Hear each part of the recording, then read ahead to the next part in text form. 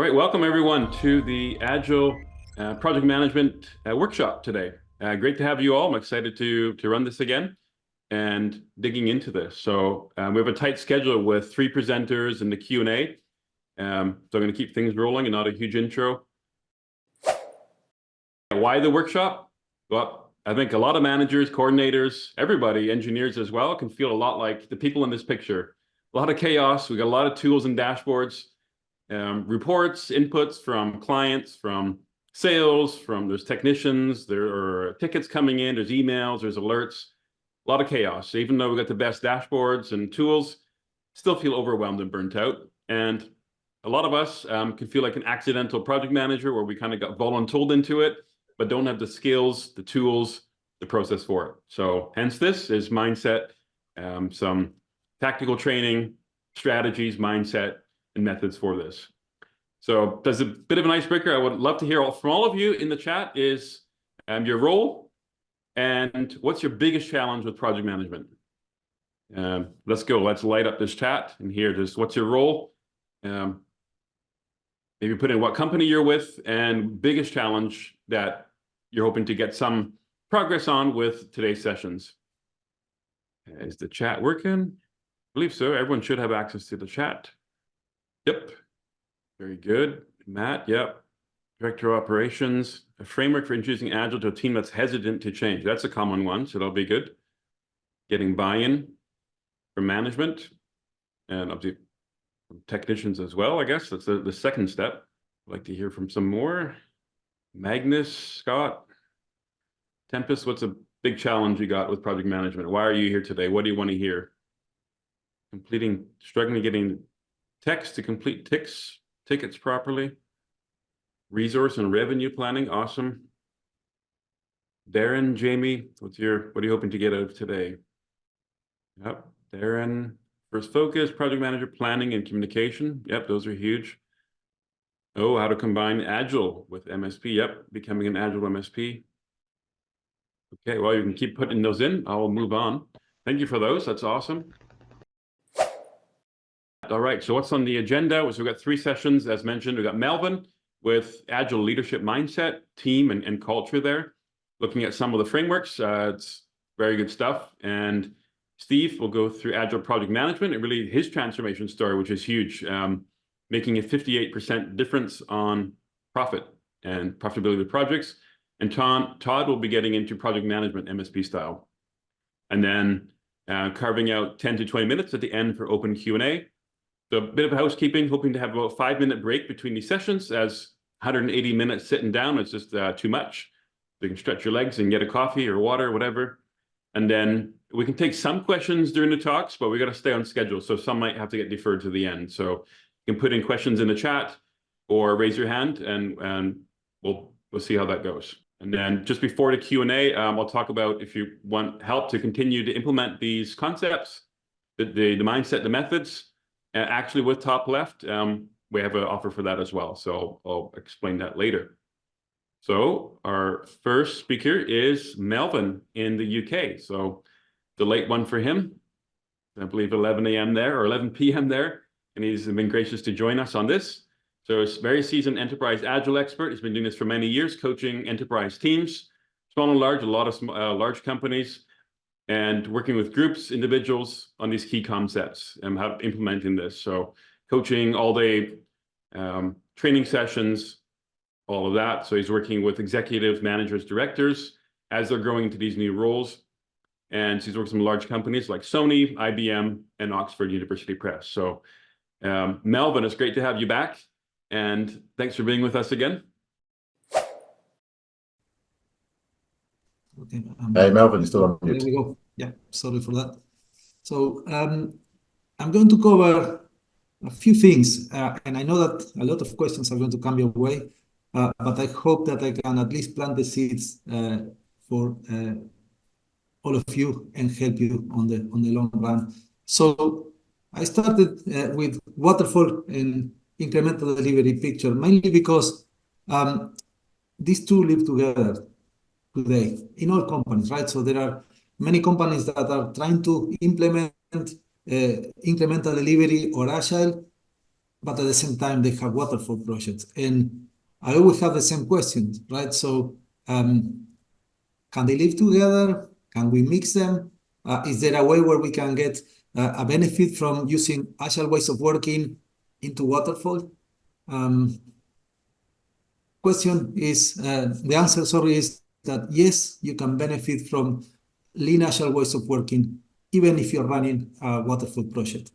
Why? Because you have a project plan in any tool that you may use, but then what happened after that? How do I deliver this project? How do I get the status of the task? How do I pass working to the different teams? And that's where lean agile ways of working will help you with tools like Topleft, with some ceremonies like daily stand-ups, retrospectives, and changing that mindset. Okay, and that's what I'm going to try to cover in these 50 minutes. It's not a lot of time, but I hope it give you a bit of an overview. Okay, so think about it, right? So in a waterfall environment, as a project manager, you will need to spoon feed people with tasks and pass working to the different people, and then you hope that they will get the work done for you. Hopefully, you have an hour a week update where they can tell you progress.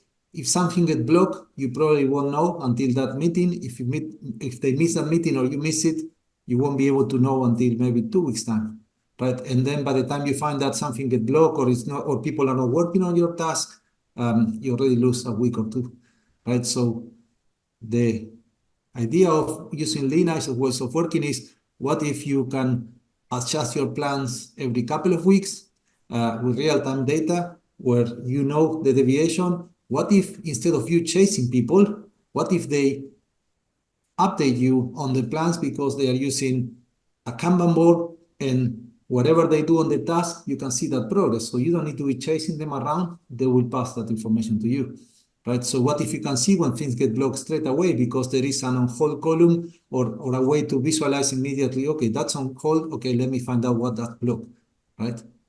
So it's all about focusing on flow so that we can deliver faster, right? Value, because we're trying to focus on delivering value to the customer. What are the most important things we need to deliver? And then we will do an exercise later today where you will see how we can improve quality by limiting work in progress, focusing on less things so that you can go faster, right? I know the feeling because usually we tend to work on too many things at the same time. We try to content switch, and the more you content switch, the slower you go, the less quality you have, and the most chaos that you can get into, okay? So is all this doable? For sure, right? So you can use all these lean agile ways of working to deliver your waterfall projects, right? So we're going to talk about what is lean agile. We're going to talk about the different frameworks. There are frameworks like Kanban or Scrum, how they can benefit you. And one of the most important things is what we call lean agile planning, right? So in waterfall, usually you plan at the very beginning. You have that project plan that I was sharing with all of you, and you hope that you can deliver. And then you try to play with the dates to see if you can, oh, can I deliver this here or there? That's a bit of a tricky one because it's only you fighting with a project plan. But in Agile, it's the other way around. As I was saying, plans come from the team, from the people doing the work, right? And they don't plan at the very beginning. They are constantly planning. In Agile, we are constantly planning. We plan every day, right? Because teams have what we call a daily stand-up, where they are planning what they are going to be doing today. And if they have a problem, you can see it straight away. We have iteration planning. Most of companies these days are planning every 2 weeks. You can plan every week, 2 weeks, 3 weeks, up to a month. I have many companies, many customers I'm working, they are doing quarterly planning. As a matter of fact, I finished one, when it was yesterday, 150 people between operations, infrastructure, data center people, networks, name it, right? And we plan the next quarter. There is a lot of technical debt, there is a lot of automation that need to happen, and that is helping them, right? So we go from quarterly planning then into every 2 weeks planning, and they have daily standard to run. They are running waterfall projects. Some of them are running Agile. That's okay, but we are all aligned, right? You have roadmaps. you have solution roadmaps, and that give you far more visibility and control than, in my experience, I used to be a project manager before when I work in waterfall. Okay. I'm tempted to ask if you have any questions. Happy to answer quickly, but any questions so far? I mean, do you have this level of planning? Think about it. Happy to answer later today. But if you don't have this level of planning, then probably you want to start thinking, how can we implement this? How can we, with the image that we has over there, it was like quite messed up. How can you control of that? And there are ways to control of that. And part of that is starting to plan, but not you, your teams, the people doing the work, right, helping you, and you facilitate as a project manager or as a team manager. You can facilitate those things, right? You can help your teams and your enterprise or your company to move in the right direction. Okay, everybody's changing in the market worldwide, right? So it's just a matter of starting somewhere, and then slowly you start getting into it. I know the mindset is a challenge for sure. That's it. All this is quite simple. I mean, you see all these things and you're like, oh yeah, we can do that. But then, as someone was asking on the chat, how do I deal with my team mindset? How do I help? Well, you need to start little by little, right? So we will check Scrum and Kanban later. And little by little, you start practicing these things, learning about them a bit more, getting help, getting support, because sometimes it's not easy, and as soon as you hesitate, then you will stop doing it, right? So you need to remember that, okay, there is a reason why I'm doing this, and I'm going to stay focused, and even people don't like it, slowly they will move away. And my experience is, yes, people say, no, I don't like it, I hate this, why we are doing this, blah, blah, blah. And then they realize like, oh, this makes sense. It's making my life easier, right? So they are not content switching on 1,000 things. They can focus. They can have the feeling that they are delivering things. So that's kind of the idea behind all these things, okay? So definitely we need to have that mindset, right? And transform our workplace culture, right? So, but that's one of the challenges. We need support from the leadership team, right? So if the leadership team doesn't buy into all of this, then it's going to be hard to transform the enterprise, right? I have that all the time. As a matter of fact, I'm working with a director and he has around 8 teams. So I approach all the different teams because I was told they are having issues. So I'm helping all the team managers. And the feedback I'm getting is there is no way we can change because whatever we change, our director will not be happy. So we're not going to try anything because we tried in the past and we have been told off. Right? So as you can see, if at that level of direction they are not buying into it, then it's going to be hard to change because command and control doesn't help with all these things. Okay, so we need to move away from that, right? So to get that lean agile mindset, there are 4 things that we need to focus. You need to have some agile frameworks. We're going to talk about them.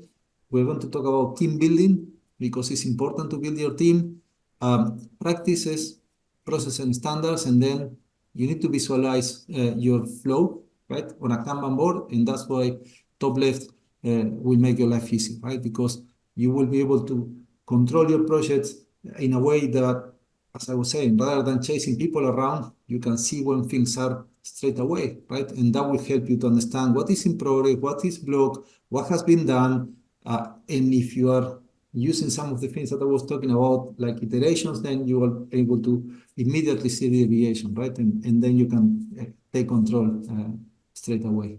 Okay? That's kind of the idea. So, lean agile mindset. So let's go back to a few definitions because it's important that we try to go back to basics, right? So, what does it mean agile? Because we talk about it, and it's all about being able to respond quickly to what the market is asking, right? So we all have changing priorities and we need to be able to deliver faster, right? So that's kind of the idea, right? So how do we respond? How are we able to move quickly? Lean, simple answer to being lean is how can we do more with less? How can your teams do more with the same amount of resources, right? So improving flow is the first step. If you're able to visualize your team workload, and you're able to control flow, and we will do an exercise later, you will be able to do more with the same amount of resources, or even with less. Right? Can you duplicate what you can do? Yeah, for sure, but you need to control that flow, right? For that, you need a mindset change. All this is simple. The problem is the mindset. And that's, I face that in all the companies. Don't feel that that's, oh, my company, no, all companies have the same, because this is a human thing. You have been, we have been grown up in that way, right? So we go to school, teachers tell us what to do, then you start working, everybody tell you what to do, and you are a doer. The problem here is that we are moving away from doers into thinkers. So now we think on how we can do things better, how we can improve. Oh, wait a second. I'm not supposed to be doing that, right? I'm supposed to do what I have been told. And that's completely opposite in an agile mindset. An agile mindset is all about how we can improve, how as a team we can do better, how do we can change the way we work, right? And that's what we need. But for that, to that level, we need the leadership team to support us behind, okay? So that's kind of the idea there. Does this sound like lean agile leadership? Is that where you feel at the moment? That's definitely not, right? So we don't want to go through this, right? So ideally, we should be able to empower our teams. We should be able to lead by example, right? So we need to coach, right? So coach means instead of you telling people the solution and solutionizing for them, you ask questions so that people can find the answers, right? So that's why it's so important, right? So we are not going to be command and controlling people anymore. We are more focused on how do I allow my people to think and find the solution? I can tell you where I want to go. How do we get there?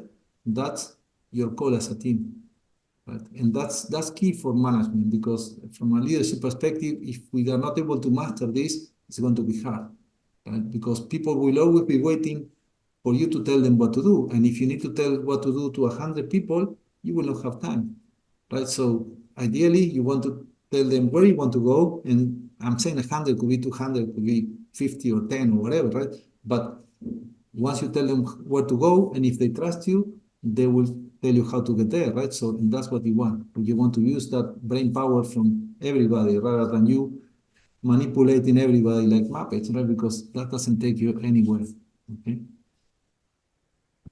So lead by example is key, right? So develop your people. We need to lead the change. And something that is super important, we need to have that psychological safety, right? So if we are going to change, we're going to make mistakes. Things are not going to work straight away. That's okay. Allow them to fail fast, fail small rather than failing big, and change the way they work and the way they think, right? So you need to be patient. Things don't change straight away, right? So my experience with this type of change, 6 to 9 months until people change their mindset after practicing like daily stand-ups and all these different ceremonies that are around, using tools like Topleft with Kanban. At the beginning, people will be like, oh, why you're asking me to move a task on a Kanban board? And so you will need to be patient until they understand that it's for their own benefit. And that's when change happens, right? But that takes some time, depending on people, right? Some people take it faster, some people take longer, okay? Sorry for that. Let me get this out of the way. But that's kind of the idea here, right? So from a lean agile leadership, if we don't lead by example, it's not going to be that easy, right? So from that image where we have that man shouting, can you find the leaders here?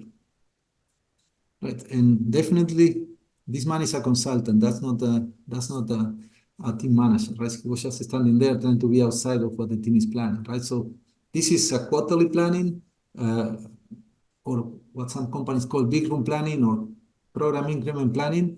The leaders are in there, right? The team leaders, team managers, directors, but they are collaborating, they are working. Everybody is working together, right? Is trying to figure out how to plan what they need to deliver for the next quarter, right? And that's what you want. That's the kind of atmosphere that you want to have, right? So once we plan it and business owners are there, all the people we need to plan, we make the business part of the problem and the solution, right? Or the customers part of the problem and solution, and we work with them to deliver that. And that's changed the dynamics of everything, right? So that's helped with building trust, building transparency, visibility, and making sure you deliver the right solution for your customers.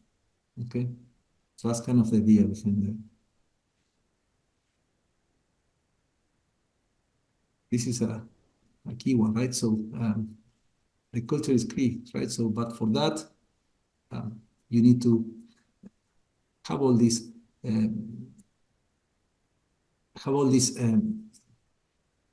aspects in your company, right? So we need to be able to have that motivation. We need to have courage to change, because most of the time we fear change, right? And if we fear change, then you know what, it's not going to happen, because as soon as there is some pressure from the business or someone says, I don't like this, we will stop, right? So we need to have the courage to say, you know what, if this worked for other companies, and you can Google it, you will find that many companies are transforming, most of the markets are transforming, then it works for your company as well, right? So all what we are talking about here doesn't matter what you do in terms of, it could be software, it could be infrastructure, it could be that you are building cars, airplanes, could be anything. All this is about, all these things we are talking about is about helping people to work together, helping teams and team of teams to learn how to work together and interact together. That's the biggest challenge that we have these days, right? But you can achieve all these things, right? So you can build that trust, have happier people, have motivated people, respect each other. So it's quite important, right? And for sure, innovation. Okay. We talk about team building, but you need to be careful, right? If you don't build your team, then you don't have a team. You have a working group, right? So working group is just people independently working. They don't have any accountability, right? So they just have individual accountability, but as a group, they don't, right? A team is a completely different thing. In a team, we work together, we care for each other, we pair, we make sure that whatever we plan, we deliver it. And if we have problems, we resolve them, right? So what we want is to build that team. The thing is that teams have 5 dysfunctions, right? So there's an interesting book about from Patrick Lencioni. If you don't have trust in your team, then you're going to have fear of conflict, right? That's going to come with lack of commitment. You're going to have lack of accountability, and then nobody cares about the results, right? So you need to build your team to achieve all these things, right? So you build trust, then people will not fear conflict, right? So when we don't fear conflict, we can commit, we can start working together as a team. We are accountable and we focus on results, and we are proud of what we do, right? The key problem here is that all teams go through forming, storming, norming, performing, right? So going through these phases until you norm and perform, that's what I was saying, takes 6 to 9 months. Could be 3 to 6 months, depending on the people. I have seen teams taking 9 to 12 months, and when they were storming, you don't even want to be close there, right? But that's important. We don't want to constantly be changing teams, right? So we don't want to create a team for a project and then another, and then disband it and create another team, because the more you do that, the more you stay between forming and storming. So you don't get any benefit from norming and performing. So you want to stay with the stable teams as long as you can, so that once you get them into norming or performing, they stay there. Yes, you get someone new on the team, or the team decide to change the way of working, they may go back to storming, but coming out from storming, once you have been norming and performing, doesn't take long. Maybe a couple of days. Yeah, we have a bit of a storm, but then we realize that, you know what, that's silly, and we move on. When you are a new team and you are starting to form, and then you start to feel like, okay, now I'm starting to show my personality with the rest of the people, that's when we can have a really tough time with storming. When the team is storming, performance is quite bad, right? So we need to help as team leaders to facilitate that process so that people can move Sometimes I just showing a picture like this, just you will see, I do it all the time, right? And the people are like, oh, we are storming. Oh, silly ass. Okay, what do we need to do to move from here? And that's when they make the click. Okay, you know what? That's okay. Let's discuss how we can live together in this team, right? And then they move from there. Right? But that's important. If you don't build your team, performance is not going to be there, and you have all these challenges that we were talking about. Okay? I know there is a lot of content going on there, but these are key things that we want to take away. And we'll make sure you can get these slides and you can work on these things, right? So how do you help your team? We'll talk about team ceremonies and things that will help you to go through these cycles that help you to get better as a team, right? We'll talk about them in a minute. But that's kind of the idea. So Agile frameworks. There are different types of Agile frameworks, but these frameworks, as I was saying, they are there to help people to work together. Business, delivery, and operations, right? So we collaborate. We resolve problems together, we plan them together, we achieve success together, okay? So there are principles, practices, there are roles and responsibilities. One of the key things here is why I'm saying roles and responsibilities is because when you go to all these frameworks, if you go to Scrum or Kanban or less, or there are many, you will see the names. If you're a project manager or you're a team leader or a team manager, you might not find that job title on the frameworks, but you will find a role. So I always ask, right? So if you are prioritizing work for a team, well, that's the role of a product owner. If you are removing blockers and you're helping facilitating your team ceremonies and trying to make sure that the team is able to deliver, well, that's a job of a Scrum Master. So you're playing that role, right? So because you don't see the same job title in the framework, that doesn't mean that you're not doing some of those things, right? So roles and responsibilities is important, and we can define it so we can understand how to move and help our teams, okay? There are ceremonies happening at the different levels. At the team level, at the team of teams, if you have many teams working together, and they help, right, to practice all this Agile, plus learn to change that mindset, right? Why? Because you know what? I tell you my experience. First stand-up, painful. If you have never done a daily stand-up, the first one, painful. If you don't have practice and experience, it may take you half an hour to an hour, right? And you will need to deal with a lot of why we are doing this, right? Second day, they moan a little less. After a week or two, they will not be moaning anymore, right? So you move from why we are doing this to, oh, okay, this is good. We are able to start to communicate as a team. So you don't need to give up. You need to keep going, right? So, and that's it. That's the beauty of it. Because these things come again and again and again, and you repeat them, you get better at them. So imagine I do quarterly planning, right? So, and I do quarterly planning with sometimes 250, 300 people in one, well, we do it online these days, but for 2 days or 3 days, you can imagine that you need to deal with all those people while we're here. You know what happened? The first 2 days, painful. Everybody's complaining about it. I need to be like, covering my ears. What happened when we do it on the next quarter? Oh, this is amazing. We like it, but we need to make it better. Okay? I move from where we're here to, hey, you know what? We appreciate this because it helped us to plan the quarter and it did help us to stay focused. Cool, right? But that's what you want, right? So the Agile framework will give you that fail fast, feedback loops, practice, and get better. And that will slowly change the mindset. When you realize, you will be like, oh, this is a different thing. Okay? There are different types of Agile frameworks. You have Agile frameworks for teams, and you have Agile frameworks for the enterprise. For the teams, the basic one is Kanban, right? That means that Kanban doesn't have any roles, any ceremonies. Scrum is a bit more elaborated, where you have some roles and some ceremonies. There is extreme programming, and then there is a combination of the other ones. So maybe you have heard about the Scrum.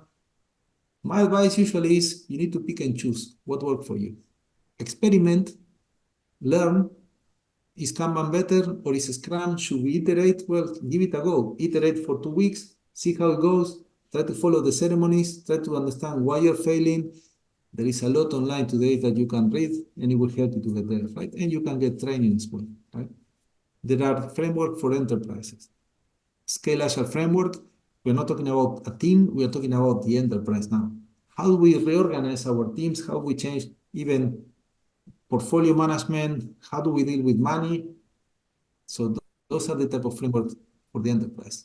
Right? So you have SAFe or Scale Agile framework, LESS, Nexus, DAD, and many others. Okay, but I like this slide because it helps people to understand what is what.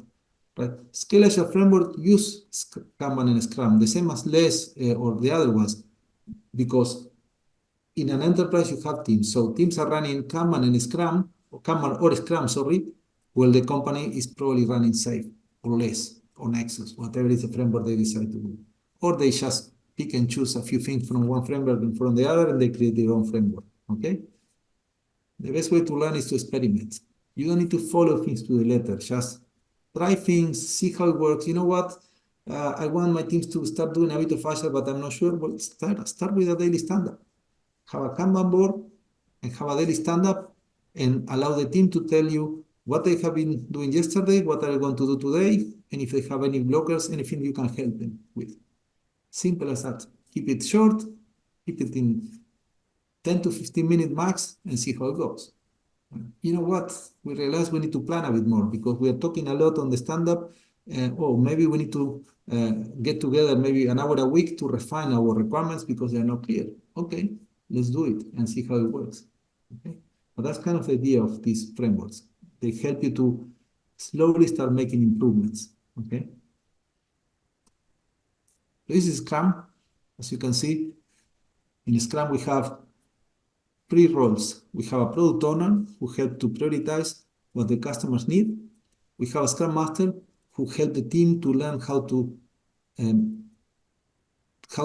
get better with Scrum. They are facilitators, they are coaches. They coach the teams to go through with team building. They coach the team to learn how to do a proper daily stand-up or a planning or all these different ceremonies, right? And you have the team, right? So in Scrum, we have an iteration, which could be from a week, 2 weeks, 3 weeks, up to a month. Most of the market these days goes with 2 weeks. If you ask me, the main reason for that is that when you go for a month or 3 weeks, people take it like, oh, we have plenty of time.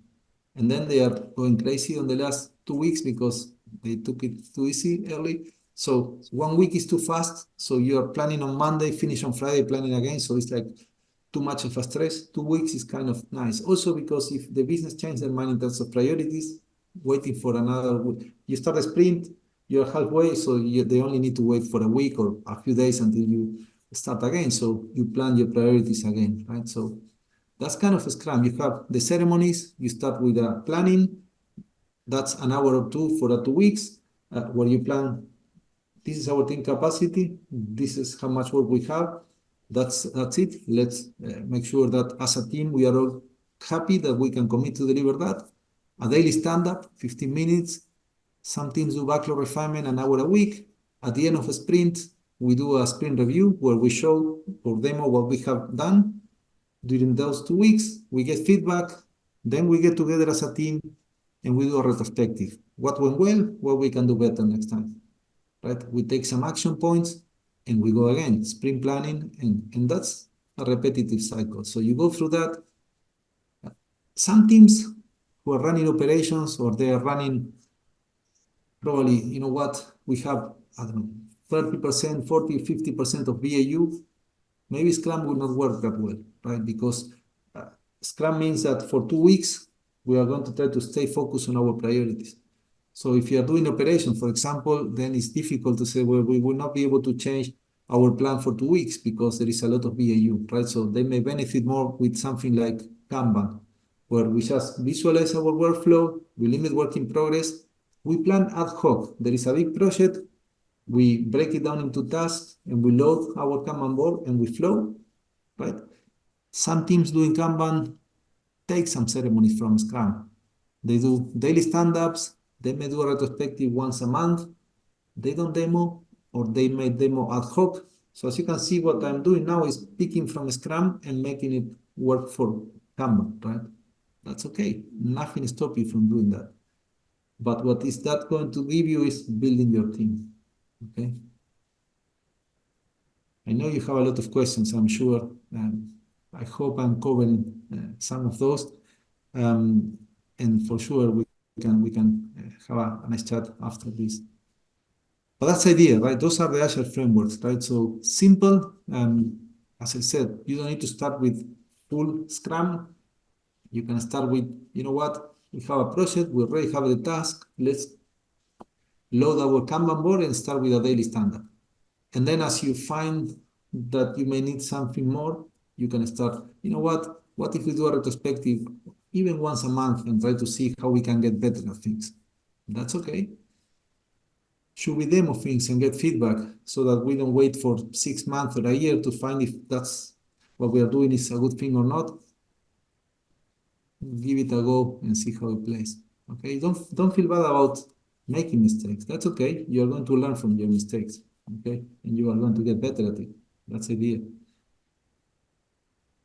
In terms of processes and standards, we need to understand our company processes if they are too if they are not working, right? If they need to improve them, do we have delays? So we need to eliminate waste, right? So because most of the time what we see I see as a coach is that this is how it works in this company. Yeah, but that's not working quite well, right? But we don't feel empowered to change. So I would say the same, try to understand where are the delays, where are the problems, and try to improve. No one is going to change it because they will expect you to change it. But everybody is waiting for someone to come around and change it, right? So if you see that something is not working, try to improve it. Get together with other people at your level and see how you can change and make it better.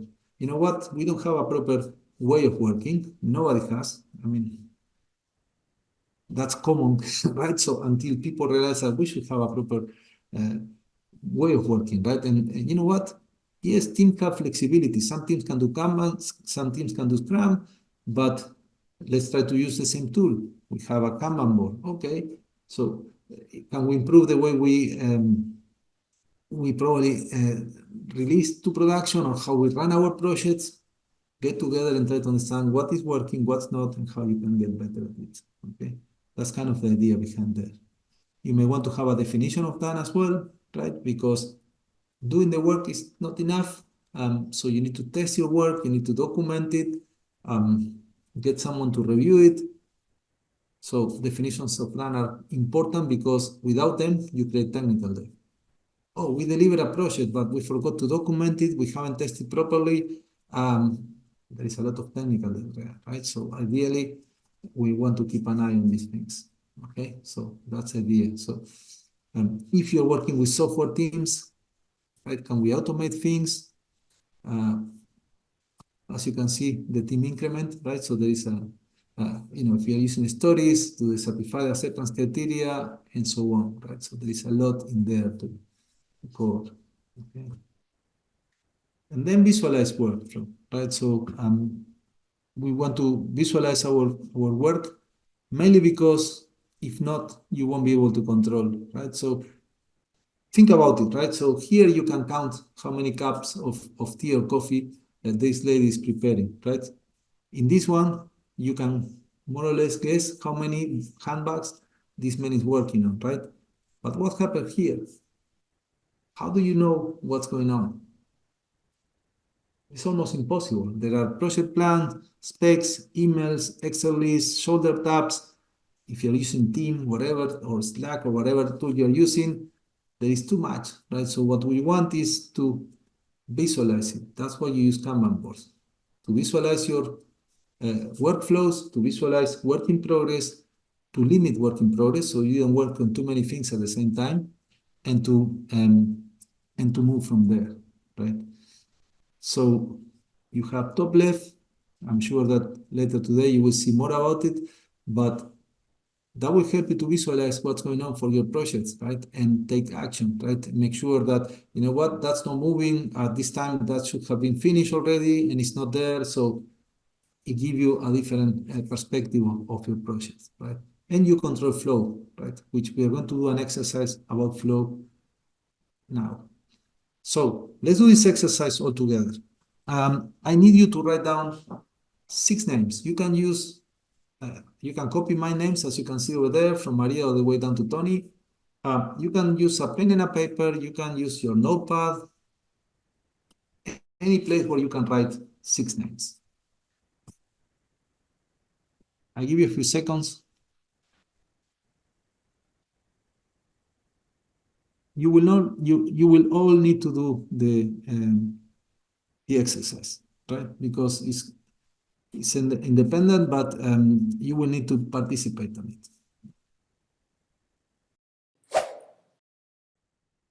Do we have 6 names?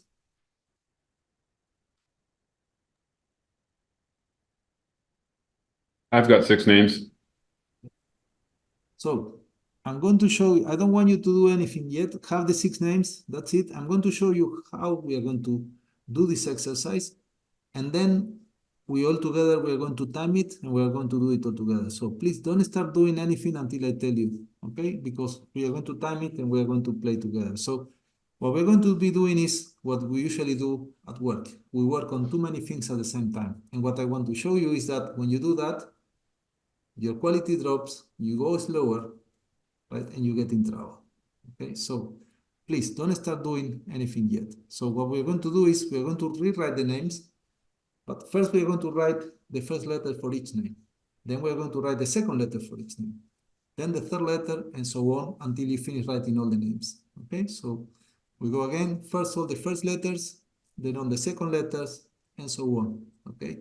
So what we're going to do is I'm going to open there you go. We're going to time it, right? So what I need you to do is, once we click on start, you rewrite the names in this way. And when you finish, you need to say done, right? So why? Because we're going to count from the first done until the last person that said done. And then we're going to have a chat and see what happens. Okay, so are we clear on the exercise? Yep. Yeah, it's clear. Yep. So let's go. Remember to say done when you finish writing the names in this way, please.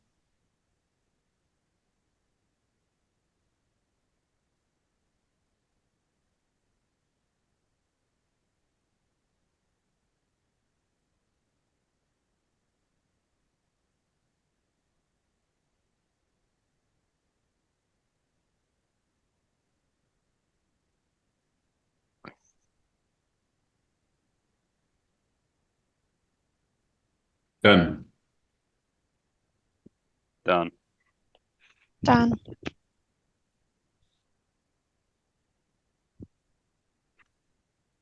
Done.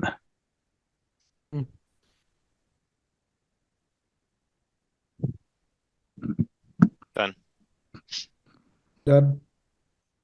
Done. Done.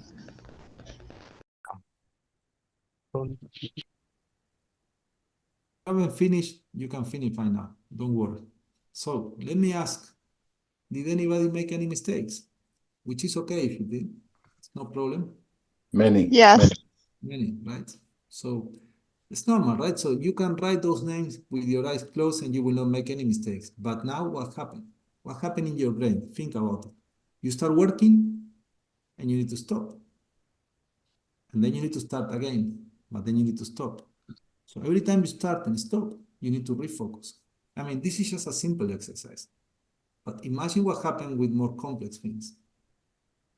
So remember, we're talking about, are we able to do more with the same amount of people, even with less? Yes, if we're able to control that flow. Okay. Any questions there? Any thoughts?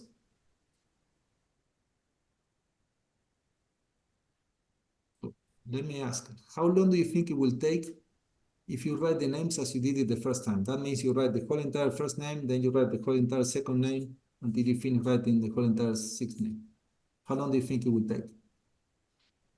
A fraction of the time.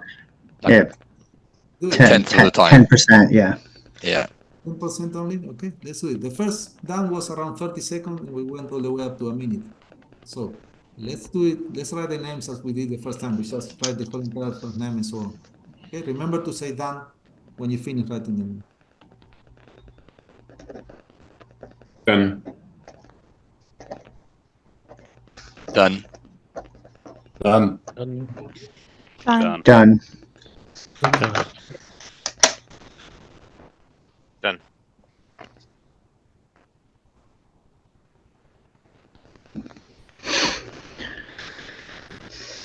Same amount of letters, nothing changed there, right? So same amount of effort, right? But we are able to focus, stay focused, right? So that's why, as well, if we have a person or a team member working on too many projects at the same time, the only thing that happens is that that person is content switching. So rather than delivering fast, they're going slow, right? So that's why you want to have a stable team. So I would say the same, don't assign people to projects, get work into teams, get projects into teams. We prioritize it, we'll get one thing at a time, maybe a couple, but not 10 or 20, maybe one or two maximum. I ideally stay with one, finish that one or get blocked, and then you can get another one. And you can flow. But you cannot control that in a project plan. You can control it in a Kanban board because a Kanban board will help you to visualize those things. Thoughts here?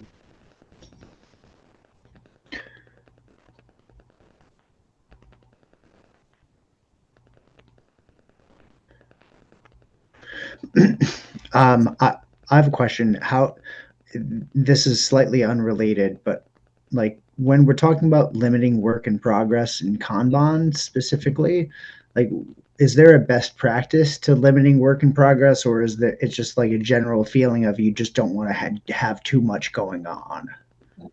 The Kanban board will help you to visualize that, right? Why? Because you will see, right? So let's use this one as an example, right? So let's say we have, how many people we have here? 1, 2, 3, 4, 5, 6, 7 people, right? Ideally, as a team, we should be working together, right? So here you have how many tasks? 1, 2, 3, 4, 5, 6, 7, 8, 9, 10. So in progress, for the amount of people you have, what do you think? You think that's okay? The amount of tasks that we have there? Or is too much? Or we need to have double that? What will be the gut feeling based on the exercise we just done?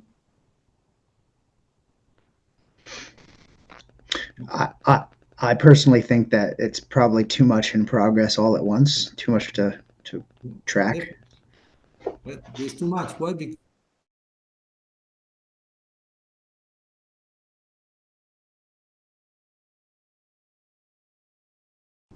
my advice usually is, okay, you know what, it's a new team. I know they don't want to work together and so on. Then limit it to 1 ticket per person. Ideally, less than that, 1 ticket for 2 people, but okay. Start easy, right? So let's visualize flow. Okay, you're working on too many things. Get one, finish it, then move to the next one. Oh, but that ticket is 20 days. Okay, you know what? If a ticket is 20 days and that's the highest priority, my advice usually is break that ticket, 20 days, into 20 tickets of 1 day each and get a team to work together.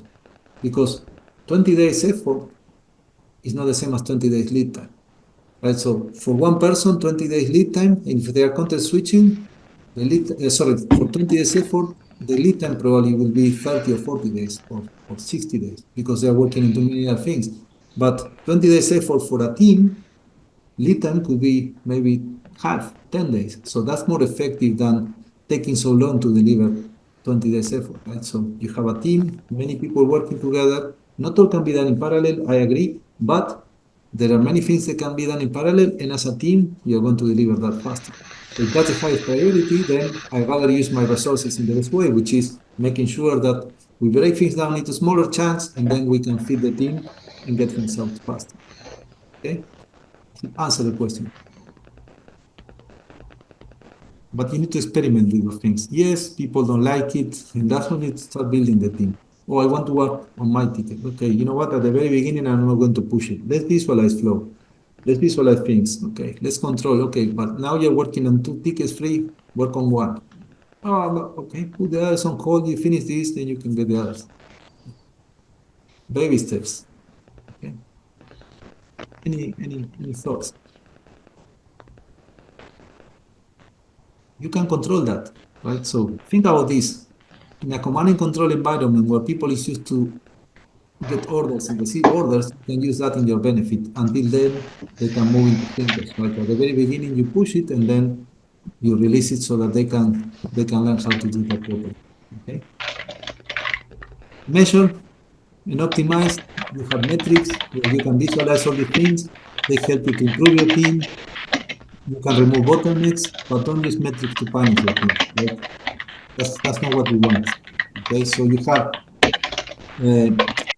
cumulative flow where you can measure how your team is doing. If you have bottlenecks, like for example here, where it looked like things are this queue is growing. Let's say the design is growing too much, or maybe the test right is growing too much. Ideally, it should be thinner, right? And these metrics are real life data, right? So they tell you how much your teams can deliver, how long it takes, right? From to do into done, how many days it will take, right? So you can trade, or how many tickets you have in progress, right? So there are many different metrics you can get. You can get velocity, right? This is a throughput, right? So how many tickets a team can deliver every, let's say, week. But in this case, this was a customer service team, right? So they were able to process an average 800 tickets a week, right? Between open and close, right? So and that's an average, right? But if you ask to the team manager, some tickets were 5 minutes, some tickets were an hour or two, some tickets were a couple of days or a week. But if you ask that team manager, hey, when I'm going to get my work done, he will be able to tell you, oh, let me check the queue. Your ticket is in position 2000. That will take a couple of weeks because we can do average 800 a week. If the ticket was in position 900, oh, early next week, right? So this is real-time data, right? So you get that data to know and predict how long work will take, right? So then it will help you with your planning. You know what? Every week we are going to plan this amount of tickets. Oh, let's plan double that. Well, until we are able to improve our flow and our metrics show that we can go that fast, we won't be able to go through. Okay. I know there is a lot, and the idea was to plant the seeds, right? But I hope that this have helped you, and more than happy to answer questions later. Okay. Wim, I pass it back to you. Yeah, that was fantastic. Like I see this happens is useful for any team. Like I'm implementing some of these things in like our sales and marketing, customer success, and the exact same things are happening. So, and it's just basic, the respect for people and being patient and small steps, understanding where people are at. But it's been a load off my shoulders to look at it through this lens of letting the team own the work and break down the work and create the tickets. And when I push it, it goes slower and it's more load on me. But if you give them direction, then they will find the way to deliver what you want, right? And it takes a lot of load from your shoulders, definitely. Yeah. Yeah. So from everyone, what's one thing you might take away from this and look at differently or go try out perhaps tomorrow or next week? I grab the importance of working on one thing at a time and to visualize what you're working on. Yeah, definitely. Get the Starting tools. with daily scrums. It's important to remember that Kanban boards are for the teams and not for you to manage a team, right? So in Waterfall in Microsoft projects, it was a project manager managing all that. So use these tools to help you and have an easier life. If that makes sense. Yep. And Steve says having multiple members work together on one thing to get it finished. That's a big one. I think traditionally people just assume that, hey, I got my tickets and you got your tickets and we each got to work through our own, but it just sits there and stalls and takes so long. A lot of things are waiting. But that's a huge team change if you can make that. Okay, very good. Let's Yeah, and Jamie says you have the backlog clear, so we know what's holding us up. Really good. And that's constant grooming as a team, and also the coordinator or the manager, I guess. You got to figure out those roles, and it depends on the type of work. This is a really good question from Jason. Does this work for small teams, medium, large? Does it work if you're just one person or 1,000 people? Like, when does it ever break down or not work, Melvin? Yeah, so an agile team shouldn't be bigger than 9 to 11 people. I mean, you can have 20 people in a team. The problem is that people won't feel comfortable collaborating because it will be like, like now we are like 20 something and not everybody's asking. But I'm sure that if I break you into, let's say, a team of 5 or 6, it will be easy for you to talk because then you feel more comfortable. So what happens when we scale? Let's say you have a big project, then you may want to have, let's say, teams of 10 to 11, and then you may have 3, 4. As I was running this big room planning yesterday, we have 24 teams there, right? So some teams were like small, 2 or 3 people. You may have a team of 1. Okay, you can work with Kanban because it's only you, or maybe you want to do Scrum anyway. You're not going to have a daily stand-up, or maybe yes, if it is a manager helping you out, but that's a limit, right? In terms of size, because you want people to collaborate and be able to express, right? So the bigger the team, less collaboration happen, right? Yeah. Very good. And then Melvin, do you know what the too large pizza rule is? Yeah, if you can feed a team with the pizza, then that's how big the team could be, right? Yeah, that's a good one. Yeah. Hey, awesome. I'm sure people have more questions. I think we'll take a 5-minute break here, and then we're at 1 after on my watch, or 6 after. I will introduce Steve for the next presentation. So that was fantastic. Thank you, Melvin, and we can have more questions at the end. So a 5-minute break here.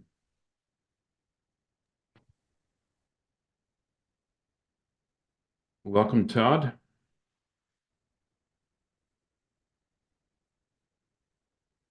Got us just going into a 5-minute break, and then we're going into Steve's presentation.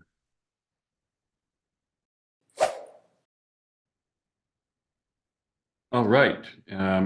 Hope you had a bit of a refreshing break there. I'm going to kick things off and introduce our next speaker, who is Steve Saradellis, also from Australia. Welcome, Steve. So Steve's been around for a long time, working on mainframes, which I've never touched, teaching engineers and techs, running an MSP, and now doing large projects under Teba, I'm not sure how you prefer to pronounce it there, Steve, and with medium, large organizations in Australia. So like me, just had the need to improve project delivery and getting things done on time and on budget. And so he dug into Agile, critical chain, DevOps, other things, probably a lot deeper than I have, and created his own methodology, which he's calling ProdJobs. And so he's been on Topleft for 4 years or 5 years now. I lose track, Steve. And he loves to help other MSPs, other project teams as well with project delivery. So welcome, Steve. Great to have you here again. Hey, Wim. Always a pleasure. And so I will hand it off to you. You can share your Thanks screen. very much. So, g'day, everyone. Today we'll be talking about making projects profitable. Now, with the last session, look, with Melvin's presentation, if you were to re-watch that once a month, you would still find something new to actually do in your organization. I actually suggest you watch it once a month. I was taking notes, and I've seen him present before, right? So I've got a little to-do list to get to after this meeting. So, making projects profitable. So today, we're going to cover how to run a project team with regards to making projects profitable. And this is really aimed at people that run projects that run up to 2 or 3 months and typically have project teams that do infrastructure type projects. This is not aimed if you're doing software development and things like that. That's sort of separate.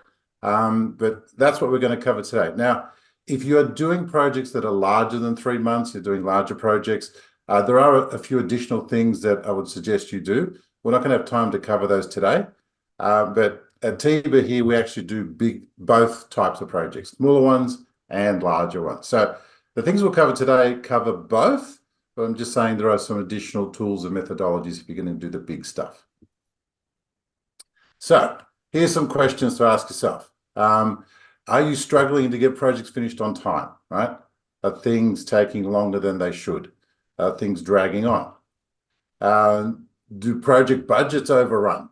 In other words, you may quote a client an amount of time or a physical budget to do a project, and somehow it tends to cost you more to do that project, and you have to wear that. And finally, do projects suffer from scope creep? So you set out to do something for a client, and then by the time you finish, you end up doing a whole lot more work that wasn't planned for. And again, you end up paying for that. So if you answer yes to any of these, then keep listening. Thanks. So those are the three questions. So quite a few years ago, this was our performance on projects. So we were averaging 130% overrun, or 30% overrun on our projects, which means, let's say we quoted, just a round number, $100,000 to do a project. It was costing us on average $130,000 to do that project. So projects were consistently going over budget, and guess what? They were going over time as well. And of course, there was scope creep in there also. So this is the opposite of profitable projects. This is where we were quite a few years ago. So what do we do about it? So today we're going to have a look at how to finish projects or more projects on time, how to keep the projects in budget and in scope. And finally, this is an important one, and Melvin touched on a few of these points earlier. How do you protect your people from burning out, or your best people at least from burning out on projects, which we see happens a lot? So first one, how to finish more projects on time. Multitasking can kill project timelines. Let me be specific. So you saw that little exercise that Melvin did where we wrote the 6 names. That was an example of multitasking. Now, how does this work with projects? Well, what is multitasking? This is the definition we're going to go by today. If you start a task before you've finished another task, you're multitasking. So if halfway through doing something, you have to stop it, start something new, and then come back to that task to finish it, we are multitasking. Does everyone agree on the definition? So here's a scenario. We've got 3 projects of equal length. Each project's going to take about 15 business days or 3 weeks worth of effort to complete. And we've got 1 resource doing this project, each project. So this is a very simple example of just 3 projects that somebody has to roll out. So what tends to happen is that we get this mindset that if we can start projects as soon as possible, we can finish these projects as soon as possible. And on the surface, this seems to be true. Let's have a look at what actually happens. So if these are the days, if we just break it up into 5-day lots, if we start on project A and we do a week on it, and then we go, oh, good time to start project B now. We go to project B, do another week, and project C. And then we go, all right, we've started everything. This is great. We're going to be able to finish early.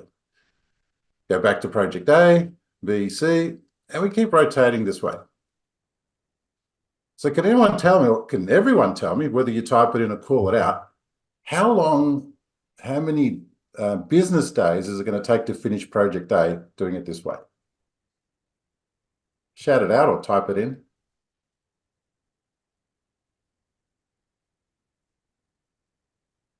Let's get to the notes. Okay, so we've got 40, 35. So project A, yep, 35. 35 is a pretty good guess. That's right. So project A will finish at 35 days. So I'm just drawing the lines there so we're clear. Project B will finish in how many days? Yep, we've got a few votes for 40, correct. And project C, should be obvious. Thank you very much, 45. Okay, 35, 40, and 45.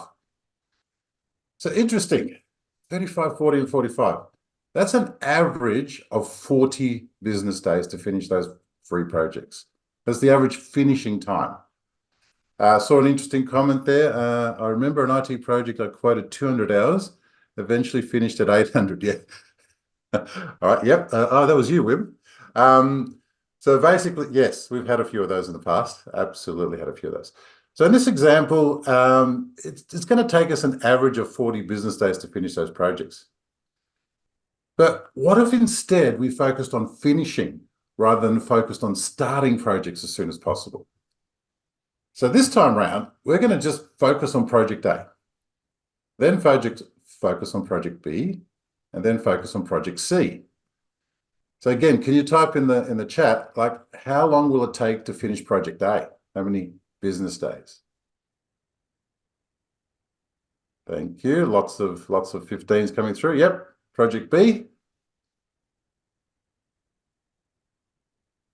Yep. 30. And project C. 45. Interesting. But hang on a second. We started project B later, and we started project C even later. So this time round, project A finished in 15, B in 30, and C in 45. The average now is 30 business days. Well, how is that possible? We've got the same resource doing the same amount of work. But hang on a second. As you saw with that last little exercise we did with the 6 names, if you put multitasking into the frame, then when you come back to restart a task, it takes at least 20% more time to actually get going. So the reality is the first method would have looked more like this. So really, project A would have finished at day 39, B at 45, and C at 51, if we're more realistic about, starting and stopping. So here's the comparison. The average finish time is really 45 business days, using that first example where we start things as soon as possible. But if we compare the 2 methods where we focus on finishing rather than focus on starting, it's a huge difference. Same resource, same projects, finish in a third less time.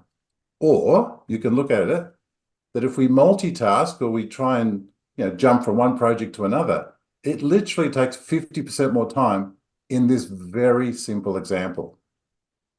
Now, as Melvin pointed out, if you start, pushing things out and getting more complicated, these times blow out by a lot more. So here's the lesson. Focus on finishing, not on starting. So if you start something, finish it first before you go to the next thing. And we'll talk about work in progress like we spoke about earlier. So where to start? How do we do this? How do we focus on finishing? Number one thing you can do, make work visible. I hope that's obvious to people by now. If you cannot see what's going on, then you will not be able to manage it and you will not be able to focus. Obvious thing you can use in your case is obviously Topleft to do that. Stop starting and start finishing, right? It sounds counterintuitive, but if you sit down and think about it logically, if you delay the start of something, by some magic, it actually can finish earlier. It's about timing. It's about finishing before you start the next thing. And then finally, limit work in progress. Now, for our project team, we limit the whole team, which is like 10 people, to 5 projects at a time. So at any given time, there's no more than 5 projects actually up and running. Now, yes, do projects have lags in them and time that is a natural stopping point? Absolutely. So that project would get put aside while we're waiting for something to happen. But then another project may jump in, but we don't have more than 5 running at a time. This number can vary, right? Because it just depends on how big your team is, how many projects you've got on the go. But the point is to always be finishing projects, not starting new ones. So here's an interesting comment. I have to say that never happens because an internal delay, customer delay, vendor delay, etc. 15 days project normally finishes 20 days if we are lucky. Yes, absolutely. So project effort compared to project timeline are two different things. But what we're saying basically is if a project's going to take 15 days of project timeline, then you want to be able to finish that as quickly as possible. And we'll work out how to actually finish things quicker in the next few slides. Yeah. So the next topic, how to keep projects in budget and in scope. So here's a question. I'm sure some of you have played the role of maybe actually working on projects, maybe being a project engineer. When somebody asks you, look, we want to quote this project, how long do you think it's going to take you to do this task or this task or this task? Can someone run me through what mindset you go through? How do you estimate time? Can anyone give me an example of how they estimate time? Let's say I said to you, you need to install this server. How do you give a time to somebody that's trying to quote a job? But by the way, feel free to unmute yourself if you want to throw in an answer. Experience, past projects, scoping tools, benchmarks. Okay, nice. Add contingency. Thanks, Jamie. Jamie's hit the nail on the head there. So as engineers or as people quoting things, we tend to go, well, I think this is going to take this long, but I better add some contingency to it as well. Because if I say something's going to take 2 hours and it takes longer, I'm going to look bad. So I might as well say, well, if something's going to take 2 hours, I think it's going to take this much. Therefore, I add some contingency. So here's what I see engineers doing. This is the rule that we go by. The 2 times engineer rule plus the project management buffer rule. So what I've seen engineers do, and I have been an engineer myself, is we think, hang on a second, something's going to take 2 hours. We specify 4 hours for safety. And then the project manager comes along and goes, yeah, we better add some buffer to that in case something goes wrong. So the formula normally looks like this. A 2-hour task ends up being estimated at 2 times 2. That's 4 hours. And then the project manager comes along and goes, hey, we better add 25% to that. So that 2-hour task gets quoted as a 5-hour task. Now, when we actually ran this experiment and asked our engineers how they did it, I can remember one particular engineer sitting in the boardroom at the time, and I could see his brain ticking over. So I stopped the meeting for a second, and I said, Marcus, how do you calculate how much time that you're going to tell us to do each task? And he literally said that out loud. He goes, I think about how long it takes and I double it. And then every other engineer went, yeah, that's what we do too. So it is typical for people to add safety, add buffer, add contingency, as Jamie said.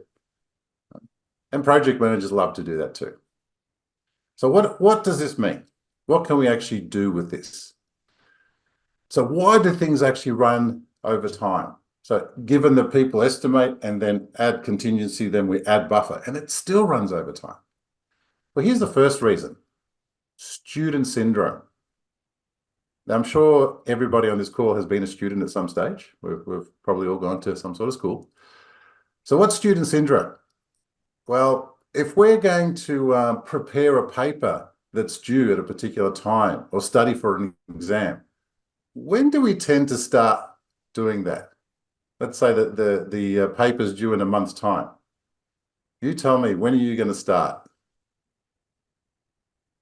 The night before. The night before. Yes. So basically, this is what we call planned procrastination. Okay. It's like, it's not due for another month. That's cool. Yeah. And I've got a week to go. Yeah, it's okay. I've still got plenty of time. And then the night before, it's, oh, shit. Okay. I've got to get this done. And then we just ram it in at the last minute. So if we do that, what happens is any potential safety margins and buffers that we put in will actually can't be used. We're doing things at the last minute. And then everyone, including the person doing it, obviously, is under pressure. So this is not a good way to work. And this is the way most of us do work. Okay, so that's one thing that causes budget overrun. The next one's Parkinson's law. I'll quickly explain Parkinson's law. It's basically work will expand to fill the time allotted. So if you tell someone, hey, you've got 5 hours to do that task, how long will it take them to do it? I'm actually asking the question. Typically, how long will someone take to do a 5-hour task if you tell them that? 5.5 hours, thank you. So 7. 7, 5 to 6 hours. Right? Does anyone think it's going to take 5? No. It's always going to take a bit longer, right? As a minimum, a bit longer. So why? Because psychologically we know we've got that much time, and then we fill the time, and then something may happen, and we'll talk about that in a minute, that it typically takes more than that time. So if we combine the previous one, which is student syndrome and Parkinson's law, then stuff takes longer than we actually allocate, okay? Here's a third reason projects go over budget over time: gold plating. So basically, gold plating is adding something that's not in scope. Now, if we allocate to an engineer 5 hours to get something done, and by some miracle, you know, Parkinson's law doesn't kick in, and they get it done in 3 hours, guess what happens?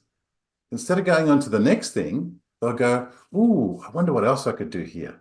I wonder how I could improve this. I wonder how I can actually add value here. So they start gold plating. I remember an example in one of the books I read, which was based on Pixar, that did the, what's that movie? Toy Story. Toy Story. So in Toy Story, there's a scene where they pan across the room. And the people doing the graphics, the animation, actually went to the point of detailing DVD covers and put real names and real things on the covers of the DVDs that was sitting on the shelf. Now, when you panned across in that scene, unless you freeze framed and zoomed in, you could not see what was on those DVD covers. But somebody obviously had the time allocated to make those DVD covers accurate. Now, did they add any value? Was that budgeted for? Of course not. So that's an example of gold plating. People will go and do things that are out of scope and unnecessary. Next one. Murphy's Law, also known as shit will happen. So Murphy's Law is basically anything that can go wrong will go wrong. So this is why earlier when everyone suggested how long a 5-hour allocated time period will take is always more than 5 hours, because something will happen. We can't actually predict that everything's going to run smoothly. So we actually can cater for Murphy's Law, believe it or not. And we'll have a look at how to do that. So what do we need to do to keep projects in budget? Right, there's the problems. What are the solutions? Well, basically, if we had 3 different tasks to do, okay, or 3 different projects, whichever way you want to look at it, but let's say the 3 tasks in one project. We have a rule called the 50% rule. So earlier we described that when someone estimates a task, if it's a 2-hour task, they'll bump it out to 4 hours, and then project managers will bump it out to 5 hours. Knowing this in advance, what we do is we take task A and we only allocate 50% of that time to the person to do that job. Same with task B, same with task C. And instead of allowing that buffer of time that was in people's heads when they estimated, instead of giving that to people to do up front, what we basically do is collect all those buffers of time and we put them in what we call a project buffer. So what that looks like is that each task is the actual estimated time, the buffer time. We take all the buffer time and we transfer it into the whole project. Now, what does this mean? Well, if we do task A, or if we allocate task A to be done in 2 hours, what could possibly happen this time around? Same task. What's going to happen if we allocate 2 hours?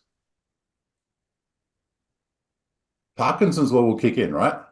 We have 2 hours to do this. Let's get going to do it in 2 hours. Now, what happens if we go over the 2 hours?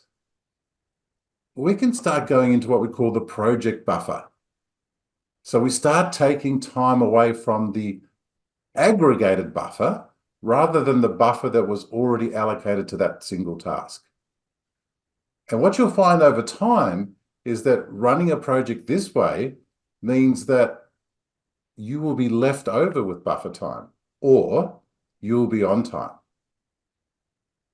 By doing this simple thing of simply allocating people half the amount of time to get something done, you'll be able to actually run projects on time and in budget. Now, the 50% rule could be different for each person. It could be 60%, it could be 40%. You have to work out how your people are estimating actual time, and then how much you're actually selling a project for, to determine, what's the real rule in this case. So, third topic, how to protect your best people from burning out doing projects. Number one thing, find your bottleneck person or persons. Now, does anyone have a team where there's like one person that seems to know more than other people that we all go to? Right? There tends to be a person or a couple of people in each team that are the gurus in the team. And if there's a problem, we can always go to that person. And if there's a difficult project, we can always get that person to do it. But what ends up happening is that person is always overloaded. And if that person's always overloaded, they become your bottleneck. And without spending too much time on bottlenecks, a whole process, system, or in this case, a project, can only go as fast as the person who's the bottleneck. By definition in the name bottleneck, that is the squeeze point. That is as fast as you can go. So step one, identify who your bottleneck person is for each team. So what do you do specifically? Here's an interesting one, what you do. If you have a bottleneck person, remove task deadlines. This again is going to be counterintuitive. If we said to someone, you've got this 5 hours to do something, and you say you've got to get it done by this afternoon, or let's say 5 days, you've got to get it done by next week, you should remove that and actually say, well, you've got this many hours, go for it. Right? Get rid of the actual task deadline. And we apply what we call the Roadrunner rule.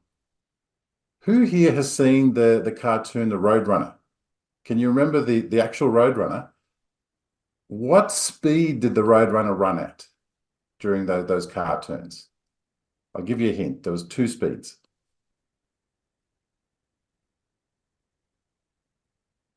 Go ahead, type it in the chat or call it out. What speed or speeds, I gave it away, there's 2, did the Roadrunner run at?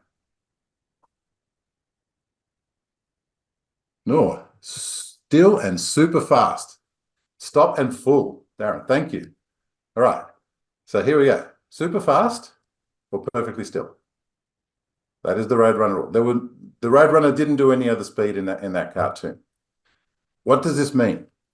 If you have a bottleneck resource and they're working on something, let them go for it. As soon as there's something wrong that stops that particular project from running, let's say there's a blocker, and let's say that blocker is going to take half a day to unblock. Intuitively, what we think is, hey, hang on a second, that person's got half a day available to them before they've got to get back on this project. Why don't we put some other work on them to keep the efficiency going, okay? We all got this thing about utilization, right? We've got to get their utilization up. So what ends up happening? They've got half a day spare. They're waiting on a blocker to be unblocked for them. and you say, why don't you do these 2 or 3 tickets in the meantime? What happens when you allocate those 2 or 3 tickets? What invariably happens? Yeah. Chaos. Thank you, chaos. Okay, whoever called that chaos is spot on. So, in other words, that bottleneck resource, they've got half a day spare, but I guarantee you, those 2 or 3 tickets are going to drag on more than that half a day. And by the time they get back to that project, a day and a half, 2 days has passed. So, what I'm suggesting, or what I'm telling you works, is that as soon as that bottleneck resource has nothing to do, and they are genuinely waiting on a project to restart that they are the main resource on, and they're the only ones that can do that. And if it's a relatively short period of time compared to the project, then get them to do nothing. If you just told them to go to the pub, well, maybe not during the day, but maybe you told them to go and have a coffee and just relax for that half a day, then what can they do as soon as that project is unblocked? They're immediately available to get going again. So that half a day where you tried to pull efficiency out of will end up killing the project timeline for that particular project. And as you'll find, you'll end up like we used to do. Your projects will be 30, 40, 50, WIMS was 400% over budget, right? It just kills project productivity. This is the hardest rule I find people want to implement. They just have to have people being utilized as much as possible. Full utilization will kill project profitability. I'll repeat this. Full utilization will kill project profitability. So that's the Roadrunner rule. Again, mainly for bottleneck resources. So here's the steps. Find your bottleneck person per project area. You might have different disciplines. Okay, so that's fine. There'll be one per discipline. Optimize the bottleneck person's time. How do we do this? Number one, this is one that should be obvious. Remove work that others can do. So if somebody else can do that work, give it to somebody else. Because by definition, if you take that off the bottleneck resource, the bottleneck person will be able to get more done, and they are your bottleneck. Here's a crazy question. If the bottleneck person can do a task and it takes them 1 hour, and a non-bottleneck person doing the same task takes 2 hours, who should you give that task to? Should you give it to the bottleneck person that takes 1 hour, or the non-bottleneck person that can also do it but takes 2 hours? Give me a vote. Bottleneck or other? What do you think? Feel free to shout it out.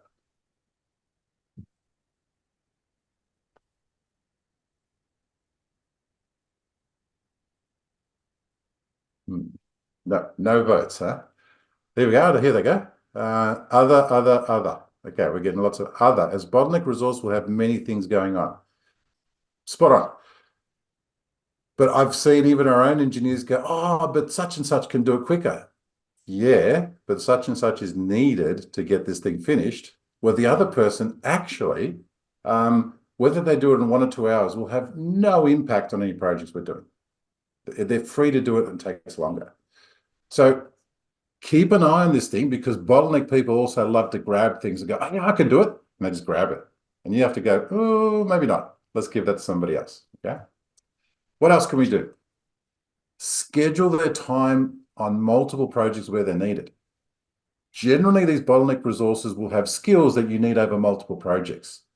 So when you're scheduling projects, schedule the projects around that person.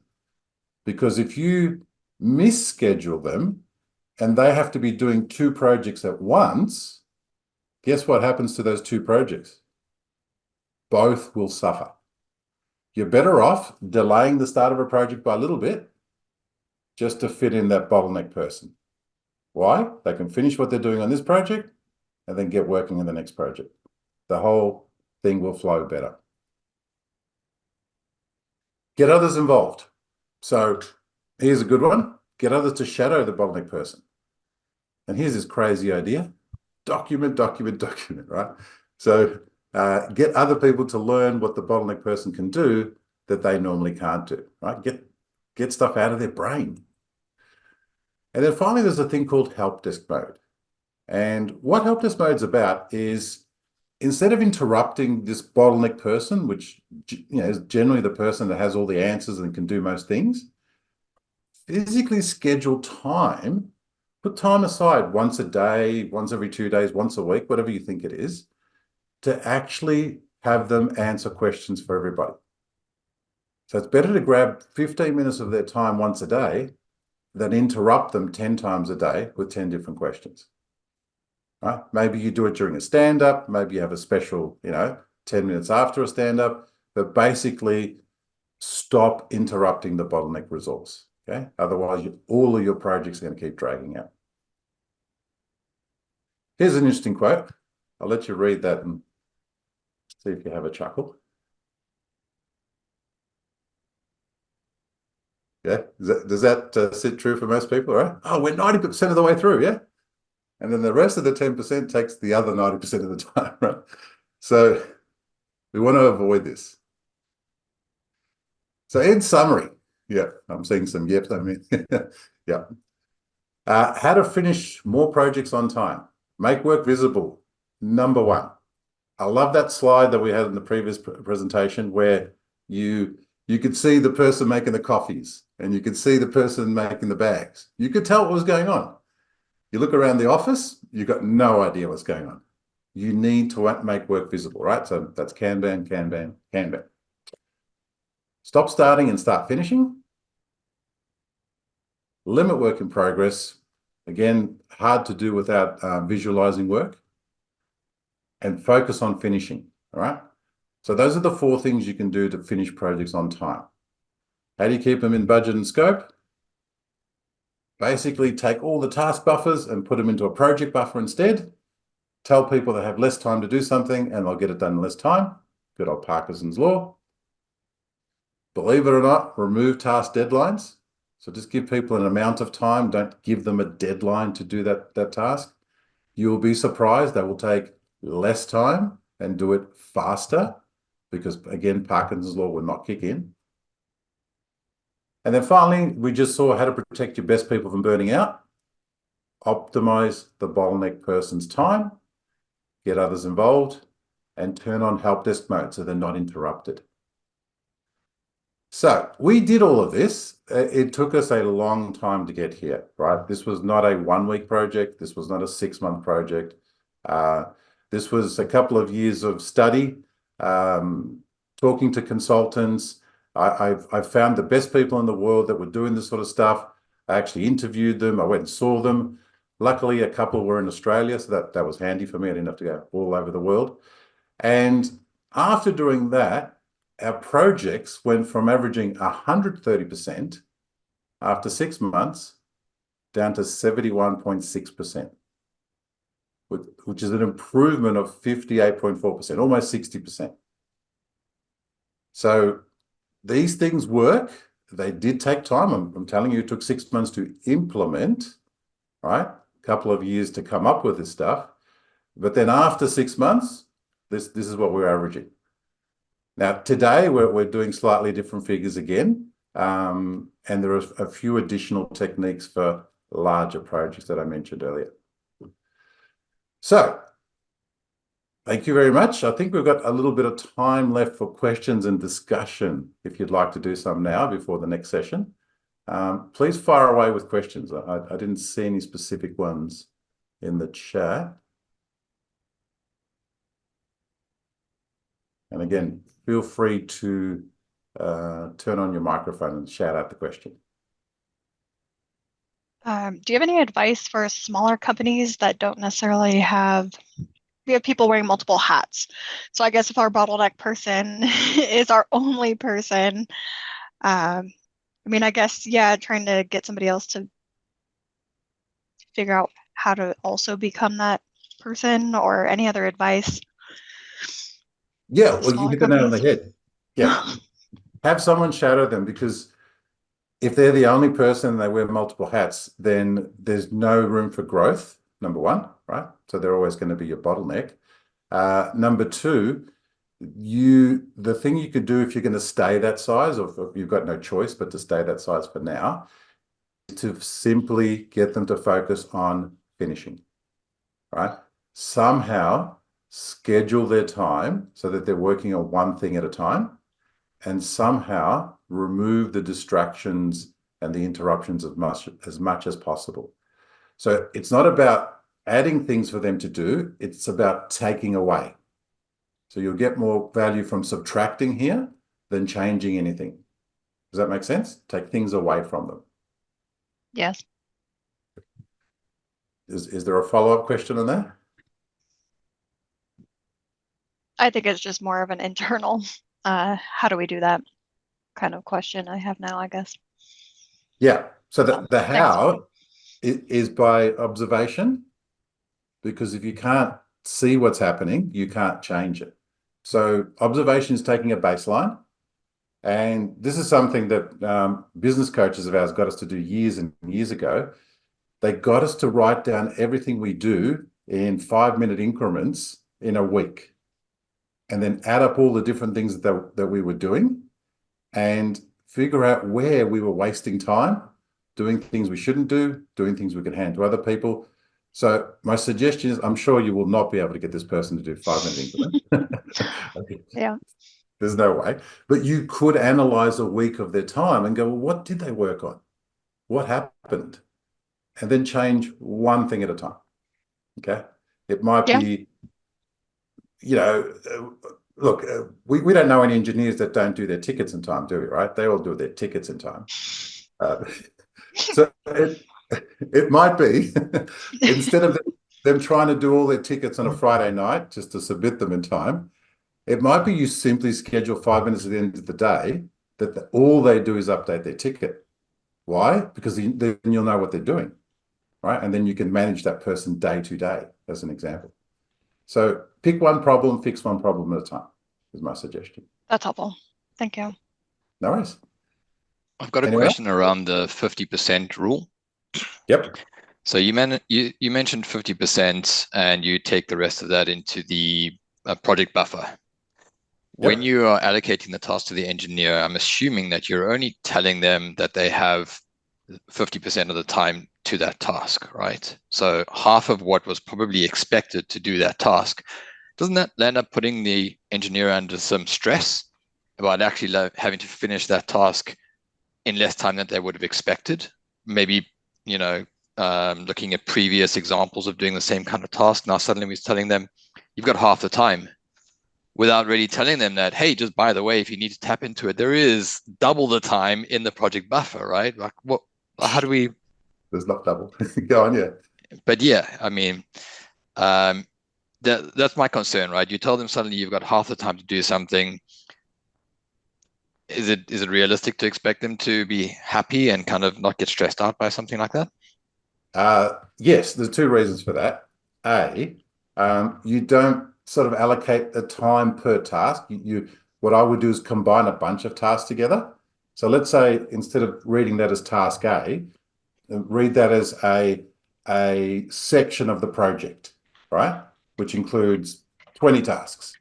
Bundle those tasks and then halve the time. They don't remember, and they will not be able to sit there and work out what each task should have taken. They won't. But here's how you communicate it. You say, this stage of the project, you've got 20 hours to get that done, right? And pretend the actual background amount is 50 hours, right? You give them, 40 hours. You give them the 20 hours. And you say, listen, get it done in 20 hours. But if you need more time, and, when you're up to sort of 15, 18 hours, give me a bit of a status update. Let me know if you need a little bit more time. That way, you're setting their brain up to do whatever they can to do it in those 20 hours, knowing that they can be given a little more time. That's different than them knowing they've got double the time. So what I'm saying is you hide the individual task durations within a group of tasks, and you communicate it in a way that doesn't stress the person out. It's like, you got this long to do it, but just come back to me with a status report and we'll see if you need a bit more time. invariably, it's not going to take 40 hours. It's going to take 20, 25, 30, 35. If it takes 40, great, but it's definitely not going to take 45, 50, 60, which is usually where it goes. Yeah, our typical way that we operate is we have a lot of transparency in the amount of time so that we can understand and we can also track where certain engineers have gone over budget, right? Yep. By allotting it all together in this way and not providing them that visibility as well, it makes it also hard for us to go back and assess how well they've performed over a certain number of tasks as well. There's no easy way to now go back and check where can we improve. You know, we bunched a bunch of tasks together and we've given them an amount of time, right? So I get this question every single time from every project manager that I've had work for us, right? And other people's project managers, by the way. How the hell do we go through back and analyze and make improvements? So let me give you an example. If it took 2 hours to install a server this time, how long is it going to take to install the server next time? Anyone can answer this. If it took 2 hours this time, how long is it going to take to install the server next time? Assuming everything is exactly the same, 2 or less hours, Right. with a bit of experience. When is everything exactly the same? Yeah, almost never. Never. That's right. So trying to improve a system by improving the bits of the system is a, what's the, I don't remember the saying, but you can't do it. You just can't do it because you're sitting there trying to, excuse the French, stuff around with improving 2 hours. That next time will take a random amount of time around 2 hours. It won't take 2 hours because the scenario will be different. You'll have different Murphy's Law kicking in. You'll have different blockers kicking in. You'll have different stuff happen every time. No two projects run exactly the same, ever. And no two tasks run exactly the same. Unless they're automated one after another, right? That's fine. But I'm saying between projects. So trying to measure that stuff and improving on individual items is not doable. So why do it? Now you're going to say, what should I do instead, right? And what you should do instead is find out what the major blockers were in a project, not whether we took 2, 3, or 2.5 hours, because we're never going to be able to repeat that task again the same way. Never. Your biggest task in a project is to look back over it and say, where were we blocked and how can we prevent a similar block in the future? In our case, our biggest blocker is client prerequisites. In other words, we need to install something. There needs to be a firewall change, as an example. 100% of the time, our project is delayed by firewall changes. 100% of the time. Guess what we do? We give the client the prerequisites. We give the client time to do the prerequisites. We go and sit with the client to do the prerequisites. And until that's done, we don't start a project. Why? Because 100% of the time, projects are delayed by prerequisites. So find out what the blockers are in your projects and improve those and stop trying to manage tasks between projects. That's my advice from having done it that way, where we used to manage each task and we used to burden our engineers to specify how much time they spend on each task.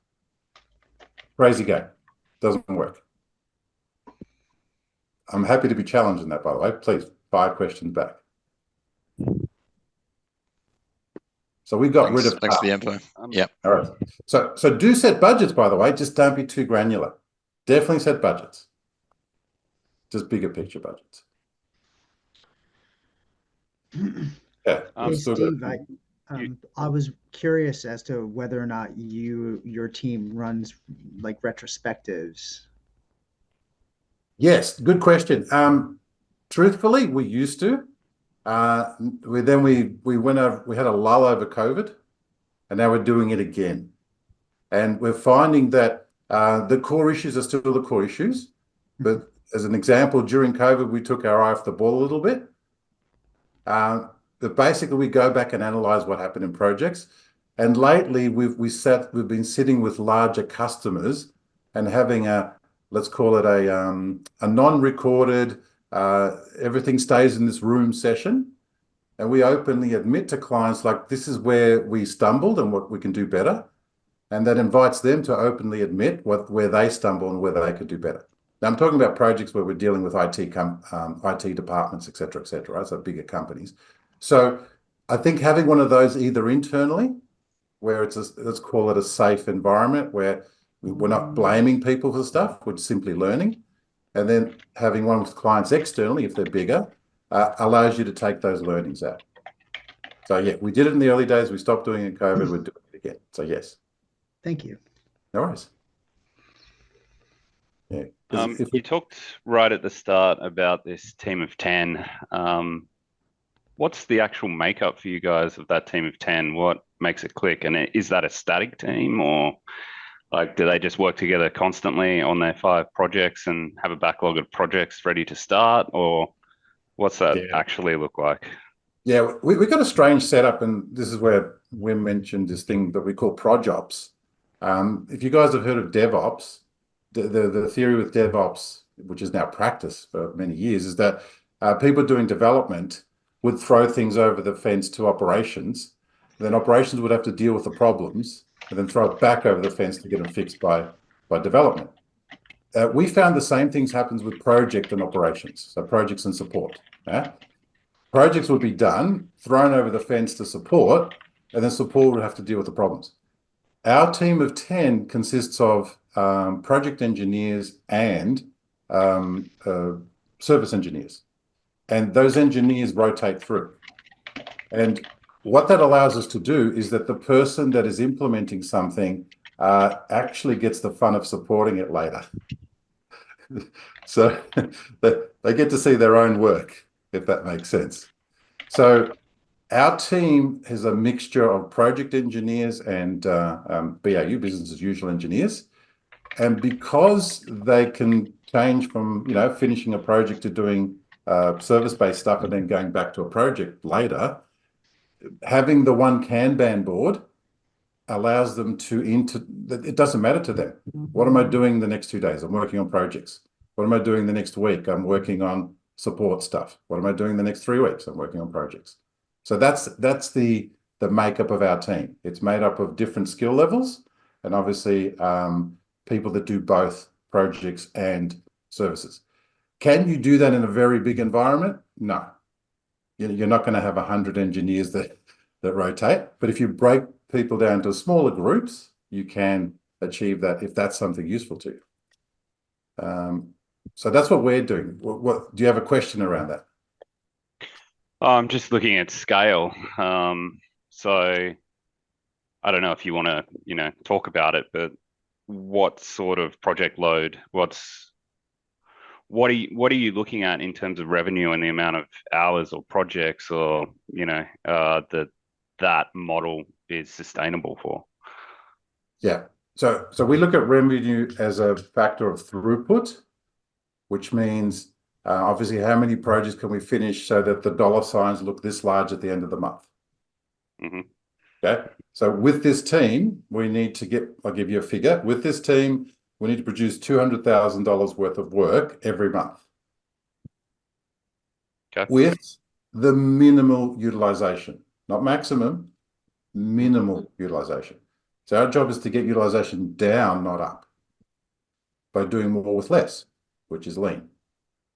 And how do we do more with less? Well, that's a bigger topic, okay? Much bigger topic. Sure. So yeah, if for scaling, you can use the usual things where you take learnings and you automate things and you make them a standard process. That's the easiest way to scale, because if you've got everything standardized on the way you do things, how much training and documentation do you need? Very little. Not much. Yeah, not much, right? Yeah. I want to keep us moving along. These are fantastic questions, and I think there's probably a bunch more that people are itching to get in. We can cover them at the end. So I think we'll take like 4 minutes, and then I'll introduce Todd and get into the next topic. And I think I did speak with Steve and Melvin, and we're willing to stay past the end of the hour as well. If there's more questions, we'll just hang out and see how it goes. Let's take a few minutes here. bio break, whatever you need, and then we'll jump into the last session. Excited to announce our third speaker here, Todd Kane, who has helped hundreds of MSPs, I guess, around the world. Todd, with project service and account management. What I appreciate is that Todd helps in a lot of areas: executive coaching, the leadership process, tools as well, to high level and getting into the weeds as required. So he's been active in the industry for, I guess, around 30 years. He puts out a ton of great content, which you may have seen, over 100 podcast episodes. He's a big giver in various communities, ConnectWise, Tech Tribe, running MSP events local here as well. In our last event, he talked about or presented on keeping your service manager sane. And today he's presenting on project management, MSP style. So please join me in making Todd feel welcome. Thanks, Wim. Appreciate it. Over to you. Awesome. Yeah, so this is a topic I'm pretty passionate about. I'm going to keep it condensed. I'll leave a fair bit of time for Q&A. There was a bunch of questions I wanted to jump in on there as well, so we'll catch some things at the end here. So appreciate the opportunity to speak to you guys. I'll give you a bit of background on me and sort of where this becomes really relevant. The one thing I really want to sort of focus on and sort of the focus of this talk is project management is difficult. Project management in an MSP environment is even more difficult. And I definitely want to talk about sort of why that is, some of the basic principles of project management, and hopefully help with some of those specific issues that you may tend to see inside an MSP. That we can definitely address. It really doesn't have to be this hard. Is sort of the thesis that I have, right? Let's set some tools, some processes. A lot of the stuff presented by Steve I think is really good base. There maybe be some repeat as well, but lots of really good principles just to give you a great head start and solve some particular problems that you run into in managing projects in this environment. So quick bit of background, appreciate the intro from Wim about me. It's true, been in this industry for probably 30 plus years. And part of the reason for that is I was the neighborhood nerd that knew computers and tinkered with stuff in the basement. So inevitably the neighbors would invite me over to help them with their computers. And then those neighbors also had businesses and they'd be like, hey, fix this. Like, can you drop by my office and help me with this thing? So before I knew it, really unintentionally ended up with a consulting business before I graduated high school. So I looked after client businesses after school. I suppose it wasn't as detrimental as it probably could have been for my social life, but I often wore a tie to school. And there was definitely some benefits because often the phone in the classroom would ring and the teacher would answer it to be like, yeah, okay. And they glance over at me, be like, okay, yeah, no worries. And then they hang up the phone. Hey, Todd, can you go down to the office and help them with something? So I'd get called out of classes to go down and help out with the network or systems, which was sort of nice because then I get to skip out of social studies or math or whatever I happened to be doing at that time. So from there, kind of ended up with this consulting business and got folded into a very large, well, at the time, a small but very, very high growth professional services consulting, sort of a VAR style organization called Longview Systems. And I was employee like 30 or something like that. And we went on this absolute rocket ride of growth. So perspective, this was the early to mid 2000s where oil was $210 a barrel. I grew up in Calgary, so there was money just flowing in the streets, and tons of money to be spent. This was also the rise of VMware. So everything was being virtualized. There was projects all over the place. So we ended up growing at this insane pace where we were literally hiring 20 to 30 people a week for a sustained period, like months at a time.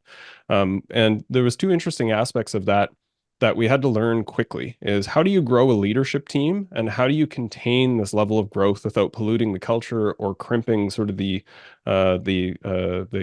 high client satisfaction rate that we wanted to maintain, both in the projects that we were delivering, the service that we provided, and it was an incredible education. So from there, did a couple of turnarounds for some telcos and some professional service consulting organizations. Took a few of them from bleeding money all over the floor to being profitable, and then ended up at a very recognized MSP in Canada, Fully Managed, which was the birthplace of IT Glue. So I took Fully Managed from this post-merger hangover of two companies, different stacks, different cultures, and kind of smashing these things together.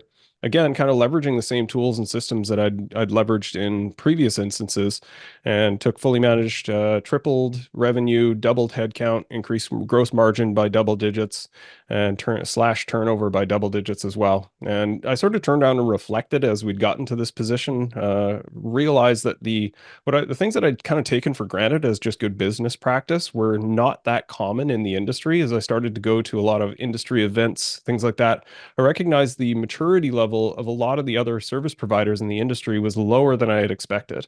So saw this as kind of an opportunity to take what I'd learned in this toolbox that I'd built and apply that on a one-to-many basis rather than a sort of intrapreneur style building for individual organizations. So that's kind of my background. I think the two things that I would add is before I became sort of like quote unquote expert in the MSP industry, I really sort of grew up in project management space. So it's something that I talk about a lot. It's maybe not something, that I'm necessarily recognized in the industry for as broadly, but I was doing projects from way back before, when MSP was first sort of like a ragtag business model that some people were experimenting with. So again, like this is a space that I absolutely love and have built kind of multi-million-dollar departments around some of these practices that we'll talk about here, and then kind of added on the intricacies of where those things tend to go sideways in MSPs as well. So place to start is I want you guys to reflect on what is your current project maturity. So like maybe on a scale of 1 to 5, if you guys want to throw in chat, like where would you rank yourself on a 1 to 5 scale? 1 being, we got a lot to learn. We're trying to figure it out. We want to be better. 5 is we're dialed. We think, we've got some minor improvements and tweaks to make, but otherwise probably kind of industry best in class. I'd be kind of curious sort of where that perspective is for the group here. And the thing that I really want to be clear on here is that this is always a spectrum approach, right? Like there's going to be things that you're doing well. There's going to be things that you're not doing as well. And there's always room for improvement as you iterate on these processes. So, we're seeing kind of 3s, which is typical. I think there's, as I noted, there's definitely room for improvement. And there's a lot of things that people may actually not consider as sort of core to project management, but will be really critical for setting you up for success. So some of the things that I tend to talk about a lot, especially as it relates to the MSP industry, is around sort of a statement of work and how you quote things. What's the involvement of the technical people in those issues? Those are some of the things that are not core to project management and project delivery, but are really crucial to get right to make sure that you're structuring the departmental work between kind of sales and the technical delivery, and how that interfaces kind of this, I guess you would think of it as like a triangle. The client is up here, project delivery down here, sales and account management over here. And there's a lot of interplay that happens here because projects in a lot of ways are kind of a high wire act. They're extremely visible to the business in a way that general sort of IT support isn't, and requires a lot more sort of inputs and a lot more guidance and a lot more reporting in a lot of ways. So I think it's really important to understand the efficiency and how you're leveraging resources, technical resources internally, and how you're structuring the sale of those projects for setting the team up for success.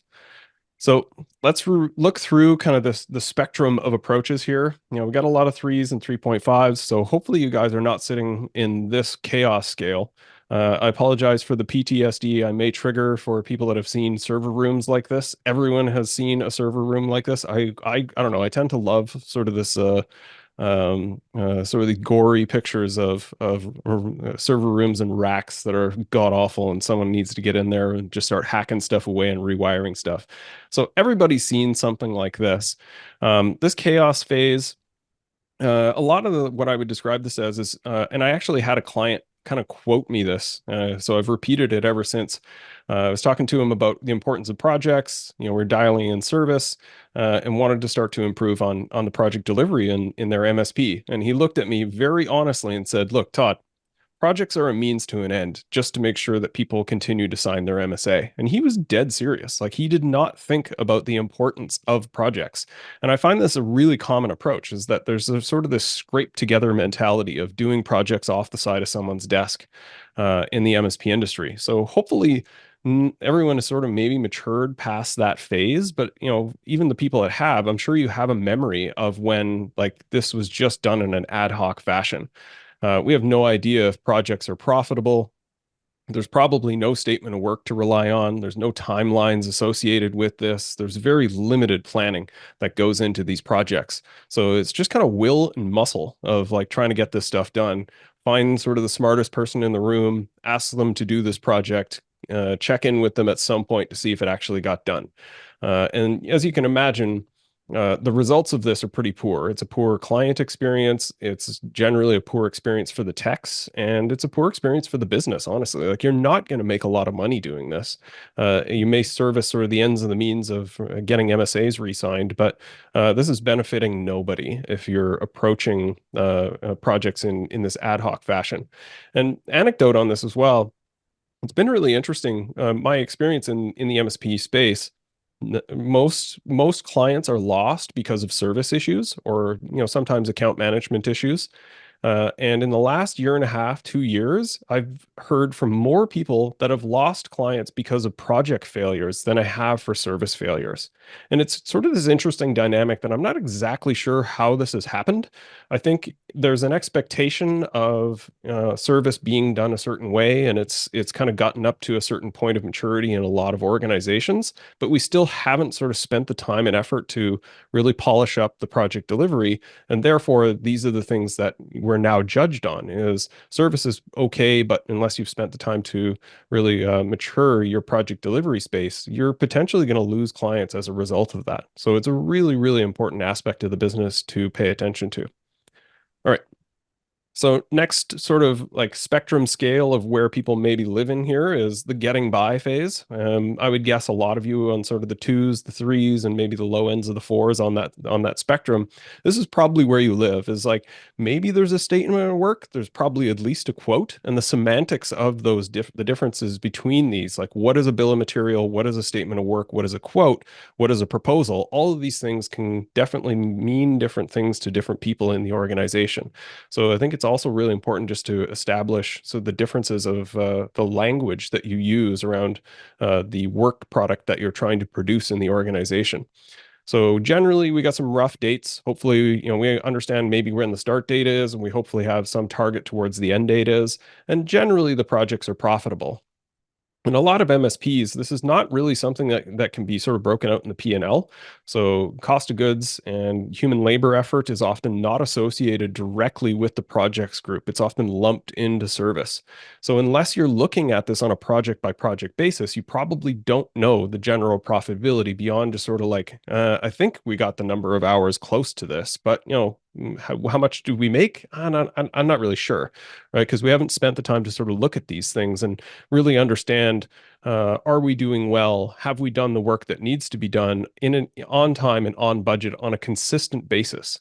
So if it's just happening sometimes by happenstance, that's not sort of enough to really give you the guide wires that you need to be successful going forward here. And in large part, this space suffers from a lack of accountability, where a person may be assigned to a particular deliverable, but whether or not that actually gets completed on time and on budget is usually a reflective practice, right? Like, hey, did this get done? Oh, no, sorry, I just got so busy. There were so many escalations. I didn't get time for that. I'll try and get to it next week. And it's just this constant sort of reflection of failure that we're faced with. And this is one of the things that I think causes the delays of project delivery in MSPs the most. Is that you're constantly reflecting on whether or not something happened as to whether or not planning for it to actually be completed. So this is definitely a space that needs improvement around that sort of accountability and focus on the completion of work in a timely fashion with reporting. So where do we go from there? Hopefully, we're moving towards sort of this on rails state where, you know, project delivery and the group as a whole sort of feels a lot more mature, feels like there is a high degree of accountability for a lot of the people that are working in this group. And there's a strong statement of work that has really strong details around what is in scope, what is out of scope, what are the risks, how are we protecting against that? This is the start date, this is the budget. All of those things have a lot more detail around them. And there's generally really strong communication with clients. And this is an area that I think most organizations could improve on a lot. What I often tell people is if a client tells you to stop communicating and they're getting tired of hearing from you, like that stands as a success. Like give yourself a pat on the back. You finally achieved this glorious state of the client telling you to shut up, because in a lot of cases that is not going to be the case. A lot of clients that, like I referred to earlier, of when MSPs are losing clients, anecdotally, the issues that I hear about are that it is around communication. So like a good example of this is a client, weren't a client of mine, but I heard this through sort of a friend of mine that works in a PM organization, and the client called them up and said, "Hey, look, you know, we really like you guys, but I have to let you know that we're not going to be renewing our MSA, and we've already sourced somebody else to switch to. So I'm so sorry, but we're gonna make that change." And they were completely caught off guard by this, and they were like, "What happened? Like we're doing great service. You know, it seems like we get along. I thought things were fine." And they said, "Well, yeah, but we had a lot of problems with this project that we had." They were like, "Oh, okay, yeah, I heard about that, but you know from what I heard, like it all got cleaned up and the project was completed. So what's the issue?" And the lady said, "You know, honestly, like that's probably true. But what really frustrated me is that I had to call the account manager and figure out what had happened to the project. No one had told me that it was even off track, that it was late, and that there was this failure. And when that actually happened, it was like a ghost town. Just no one would communicate with me, and it really shook my faith as to whether or not you guys are the right partner for us. And if we're not knowing about these types of failures, what else is happening that we're unaware of?" So that was really damning, and that comes largely down to just communication cadence, which is something that we'll touch on here. So structured resourcing is really, really important. Like you understand who the people are that you're going to assign to certain projects as they come through the door, and those projects have the bandwidth to be able to complete those things. And then there's consistent profitability. So it's not like a sort of like a magical thing that occasionally happens where a project is profitable. Is that like 80 or 70 or 80, hopefully even 90% of the time, those projects are profitable and you can predict that that will happen. So a lot of that comes as just preparation, planning, consistency, reporting, and accountability to the plan of what you've developed for that project. So a really key point to this that I keep coming back to is the preparation around projects, I would say, is probably 50% of your success ratio.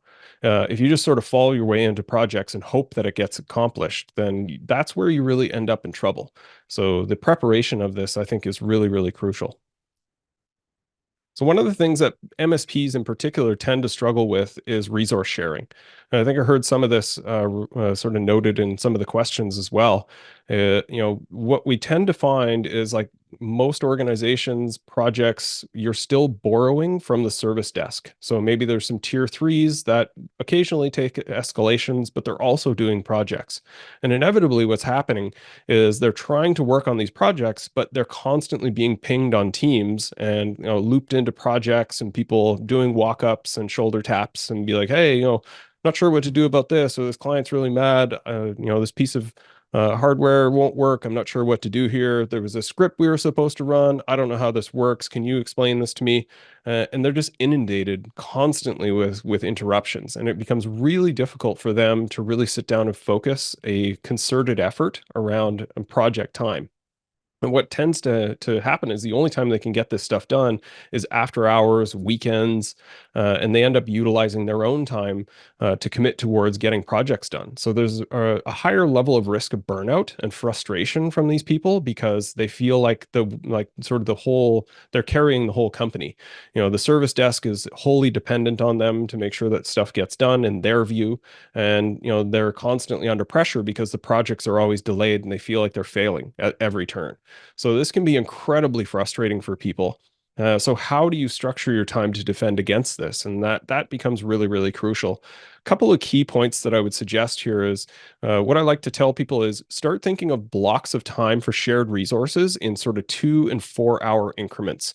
So you can think about this as like a tier 3 that's doing escalations. You come in on Monday, don't schedule project time on Monday morning, right? Maybe not even Monday afternoon, because Mondays in an MSP are very busy. There's a lot of spillover from the weekend, a lot of firefighting.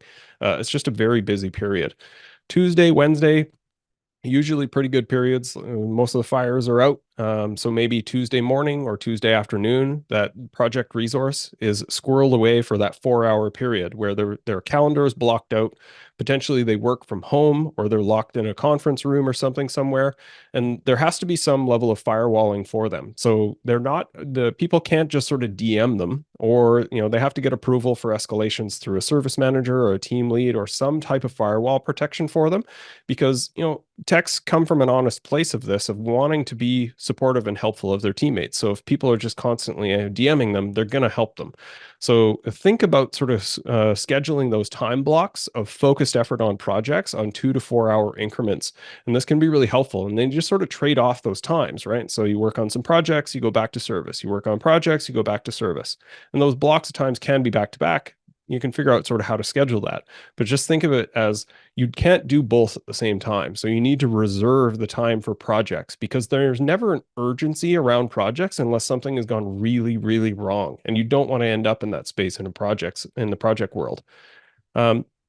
The other piece is if you do have dedicated resources, in a lot of cases where there are dedicated resources, maybe there's not enough time with projects to actually fill their workload. And you never want to create a culture where people feel that they're above the work that gets done around there. So there should never be an expectation of the project people that they don't help the support desk, right? So like, I got nothing to do. There's no projects. I guess I'm just going to surf YouTube and Reddit today. No, like if you've got time, then, go help out with the service desk. Like make yourself visible and note to the service manager or team leads that you are available to pitch in and help out. So that minimizes the cost of downtime and also gives them, again, some of that visibility around what are the things that are happening here. And maybe there's some projects that we should be spinning up based on sort of the problems that are escalated to me or what's visible to me either way. Okay. All right. So some of the structure of project delivery that's really, really crucial here. The first one that sometimes happens is the kickoff, right? So this is a great important piece of a project, that you actually have some type of structured kickoff. Now, it depends on the size of the project. Often, for smaller bits of work, you probably won't involve the client in a project kickoff. But if it is complex work, say multi-week or multi-month project, then absolutely you should involve the client. And one of the things that can be really helpful in a kickoff is to, like, in almost gory level of detail, go through the statement of work. And one of the things that I think is crucially important if you're going to review a SAO with a client on a complex bit of work is pointing out to them what is in scope and what is out of scope. And people, I think, overthink this. They want to have out of scope and try to list absolutely anything that they can think of.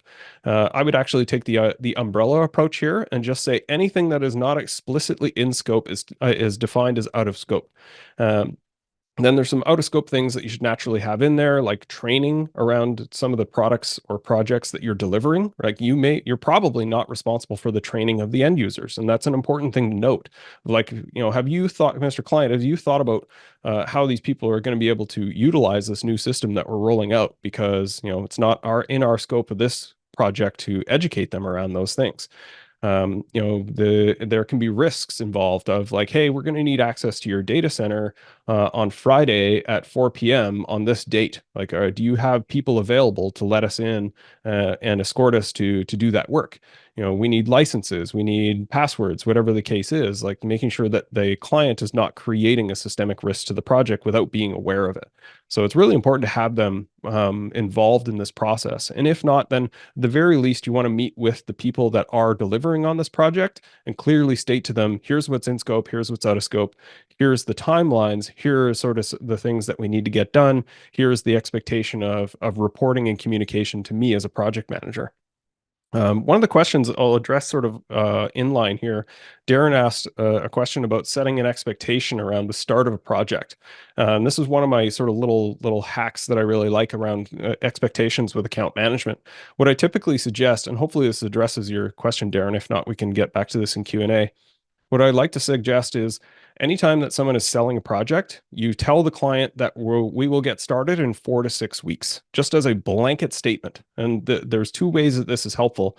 One, like there's often a lot of procurement that has to happen. Like maybe you need to buy equipment, maybe you need to spin up some cloud infrastructure, maybe stuff needs to get purchased. There's approvals that have to happen. It's very unlikely that a lot of projects will start next week, right? And that seems to be this expectation that tech is sort of dropped with. Like the AM sweeps in, says, hey, here's what I told the client we would do. Told them we get it done by next week. You guys can work that out, right? See you later. And like that is a really unfair expectation. Whereas if they say, our typical timeline for startup is 4 to 6 weeks. Here are some of the reasons why that may sound long, but is necessary. So it sets the client's mind at ease. AM feels like they have more control over the conversation.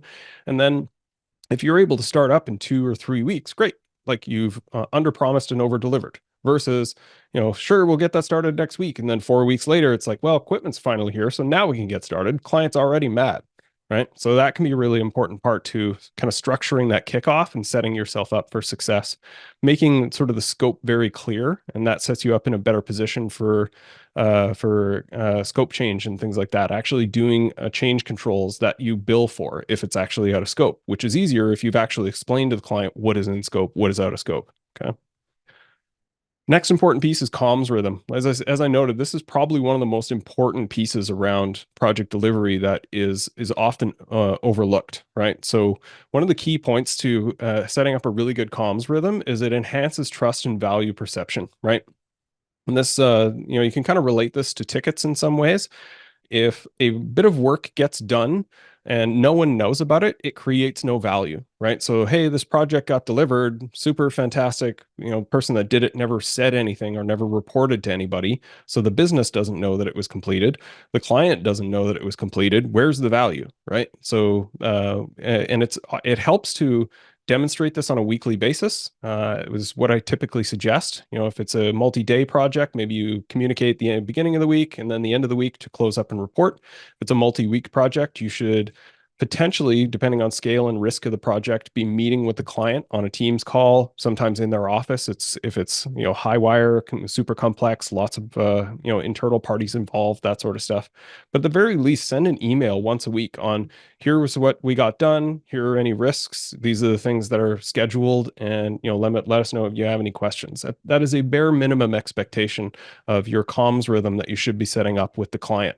The other part is around a comms rhythm. Well, an error that I see a lot of people do is that they'll get the client and the internal techs on the client on that call at the same time and basically run a live status update where they're asking the tech for feedback on how things have gone with the client on that same Teams call.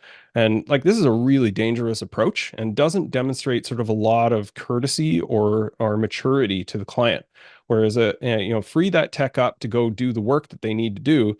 They can send you a report, or you can meet with them for 10 or 15 minutes to get a status update. And then, you can go meet with the client and just deliver the news to them directly around status of the project, right? So project close is really important. And again, this is an area that totally gets skipped, right? Like there's a lot of good intent around this. Steve kind of noted this as well around even the project close for a group that is really intentional about project management fell to the wayside. And this happens consistently. This is probably one of the most important practices that you can practice internally for a sort of lean approach, Kaizen approach of perpetual improvement around your project process. So you want to be able to collect faster is one thing, where I've seen a lot of organizations, they're billing after projects are completed, which is, I don't understand that. Like it's to me, it's absolutely crazy. So at the least, hopefully you're doing 50% upfront and 50% on close. My preference personally is value of the project is paid in advance of the project even started. But it's a different discussion we can get into some other time.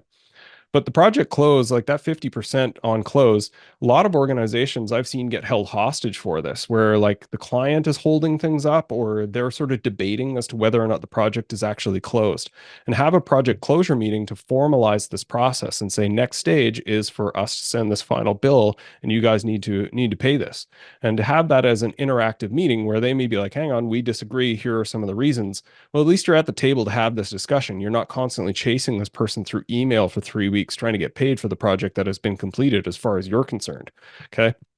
The other piece that's super important here is that Kaizen of like, what did we do well? What did we do not so well? And what should we feed back into the system for the future so that we set ourselves up for success? Simple examples are, we quoted 12 hours for this server build. And the last 3 times we've done this, it took 15 to 16 hours. Let's adjust our quoting, right? Like, let's make this 15 hours for our future quotes on work so that we're more aligned with what the work actually takes, right? So, we're constantly sort of caught in this doom loop of our expectations for the time of the delivery of this project is out of whack, but we keep sort of signing ourselves up for the same misery every time without making those adjustments. And then the last piece that's super crucial on project closure is never close a project until someone has verified the documentation is completed. The number of times that I've seen people say, "Oh yeah, it's the project's mostly done. I just need to do some documentation. You can close it. I'll do that later this week." Project stays open until you've delivered that documentation. Someone has verified it, because the number of times those things go undocumented and then service is trying to firefight something that doesn't even exist in the client infrastructure anymore because documentation wasn't updated. That's no good for anybody. So using that project close as a good bookend to make sure that that problem doesn't occur is really crucial. All right. So one of my favorite of things to think about from a project perspective, but just generally business and life, is be future focused. I have this really strong opinion about projects and project meetings in particular, and I'm sorry if I offend some of you, but the most painful meeting that I audit when I'm working with clients is the project management meeting. And this may sound familiar to you guys, where you have like 6 people that all pile into a conference room or a Teams call. And basically the project manager or the department leader is meeting with each person one-on-one in a round robin fashion, but only those 2 people are talking. Only those 2 people need to actually be involved. And the rest, everybody else is sort of heads down working on something else, sort of maybe half listening or completely checked out altogether. This is a horrible waste of time. So I would much prefer to see 15 to 20-minute one-on-ones between the PM and all those individual resources, and then, send out some summary if you want, even to the rest of the group.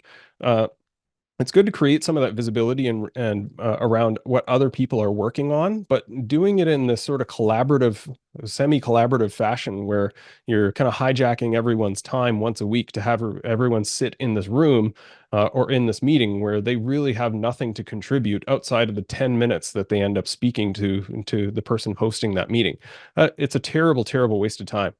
The other piece of this is be future focused and never allow stories to be told in this meeting. Again, like one of the frustrating things that I see in a project status meeting is like, "Hey, Chris, like, where are we at with this project?" And they're like, "Oh, well, okay, we didn't get this done because so-and-so said that this was going to happen and that didn't work. And then the vendor, like, they were unavailable and they pushed this ticket for the following week." And then like 5 minutes later, everyone's like, "Wait a minute. You basically said no, right? Like, no, it's not been done. So what do we need the story for?" I'm not terribly interested in what happened. I want to understand what we need to do in order to make this complete so that we can move forward and execute on this project. So in a very polite way, I think you want to introduce this in your project management meetings. There's no story rule, right? So if anyone starts telling a story about why something happened, you can say, "Sorry, let me stop you. If we want to talk about this offline, I think we can maybe talk about that after, or schedule a meeting to review this if there's some important bits. Otherwise, let's focus on what we can accomplish. What do we need to change? What do we need to adjust? What do we need to resource in order to make sure that this gets delivered on time?" Right? So you're kind of radically shifting everyone back to being future focused in all your interactions. Like, the stories just don't matter in a lot of ways. It's a personal anecdote, so you don't want to be rude to people about it, but like, let's be professional. Let's focus on completion, basically. Okay. So that I love that one. That's, I think, super important, saves everybody a ton of time. All right, PM tools. So I'll make a small adaptation to what I typically say, because Topleft is the exception here. The number of times that people want to stray from their stack in project management, I find really frustrating. Where like techs are saying, "Oh, well, I didn't update my projects and I didn't enter my tickets because the PM tool in Autotask or ConnectWise is garbage, and that's the reason none of this is being completed."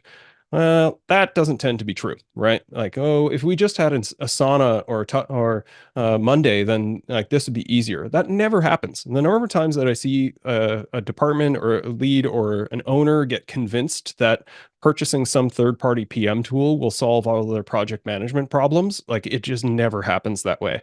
So this is what I love about Topleft, is it creates that visibility and the light touch to be able to manage the tickets in a project, but it still does a two-way sync. So you're not creating silos of truth, right? Where projects happen over here, so we need to do double time entry, right? Because I entered time for the project, so we have project reporting, but I also need to enter my time for my timesheets, because we also need to understand, client agreements, and maybe the project was sold in a quote there and has an agreement for that.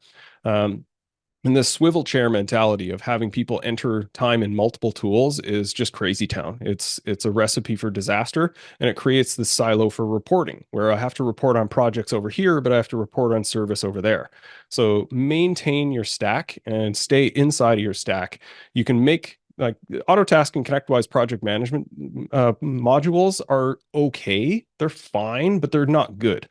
Right. So to be able to create a layer or a skin on top of that with Topleft to make things go faster and just have a lighter touch to be able to manage those tickets is actually incredibly beneficial. A couple of other pieces around this is minimize project complexity. The number of times I see people building project plans in a PSA with like 80 different tickets associated with it, multiple phases, like they're really, really overcomplicating stuff. And this becomes a PM hell and also sort of tech delivery hell when you're assigned 40 tickets for a single project. And it just feels overwhelming. Despite the fact that all that work needs to be done, I think it's just a level of complexity that is not necessary and creates no benefit for anyone, really. So what is the minimal number of tickets that you need to create so that you do have some visibility around reporting? So you're not saying like, whole project is 40 hours, let's create 2 tickets. The first ticket, instead of taking 20 hours, took 38 hours. The other one took 20. But we don't really have a sense of why the other one was so over budget, right? Like large blocks of time, maybe in that 2 to that 4 hour increment, you want to break these things out to tickets or associated types of work, but minimize the complexity as much as reasonable so that you still have good reporting, and it's easier to kind of assign these tickets and report on those tickets and get them completed. And then the other piece is focus on building templates. A lot of people, especially in the MSP industry, tend to think that the work that they do is somehow unique in every client. And that is just not true. There's a lot of repeat work that we do. Onboarding is a great example, like build a template, continue to iterate it. Server deployments, workstation deployments, user creation, whatever those complex bits of work that you do a lot of, you should be creating templates for them so that you can continue to iterate and improve upon them. And then it becomes easier to just sort of manage those things and see them inside Topleft to be able to provide a better project management experience and a better tech kind of delivery experience as well. All right, so quick summary here. Pitfalls to avoid. If you take anything away from this talk today, don't let techs manage their own projects. Okay. There is this weird psychology that happens with anybody, and this is almost never a sort of a malintent thing, where like we are able to justify things retroactively or justify things to ourselves in the future that we would never allow someone else to sort of pull the wool over our eyes on. So having that independent accountability is really, really crucial. And I think we overthink sort of the level of complexity around this. If you're actually a designated PM in the organization, fantastic. You should be pretty good at this, and you will have a book of a portfolio of projects that you look after. So this shouldn't be a problem. Having a project coordinator to help you out with this at scale becomes a lot easier. But if you're a small organization just trying to be scrappy with this, don't overthink what a PM sort of does at that level. Having a coordinator who just follows a system is actually a great place to start before you get into the complexities of, resource management and the complexity of project delivery. So anybody really can sort of do that project coordination phase. It can be another tech. It could be the office manager. Just have them follow those systems and make sure that you hold those people accountable to the things that they say they're going to do from a project delivery standpoint. Okay. The other one is not managing deliverables. So this is like having timelines, that accountability issue, being diligent about this is when we said we would do this bit of work and that actually got done. Right. So really being this is sort of the meat and potatoes of project management of we know when it starts, we know when it ends, and someone has reported to us, right, around the delivery of that work. So again, like that, this quote that I love is work done and unreported is work undone. So you want to make sure that you're assigning the reporting of deliverables, not necessarily the completion of deliverables. The distinction is that if someone doesn't report to you on a particular timeline, then you can check in with them and say, hey, this bit of work is due on Friday. I asked for a report on Wednesday. It's end of day Wednesday. I don't have that report. So, what's up? Did it get completed? Oh, no, sorry, I got busy with escalations. Okay. First thing, Thursday morning, this needs to be completed. Let me know when it's done so that we can square this off before Friday for its due date, right? Very different approach, but it's a light sort of a touch and a different, just a slight shift around this.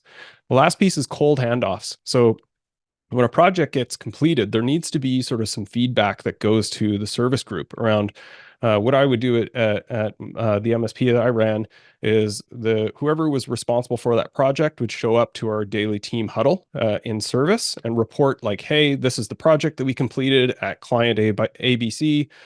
This is the things that have changed. Documentation is here. Here are some of the issues that you could see today as a result of this. And here's the point of contact, the escalation point, the person that you should talk to if we're seeing major issues.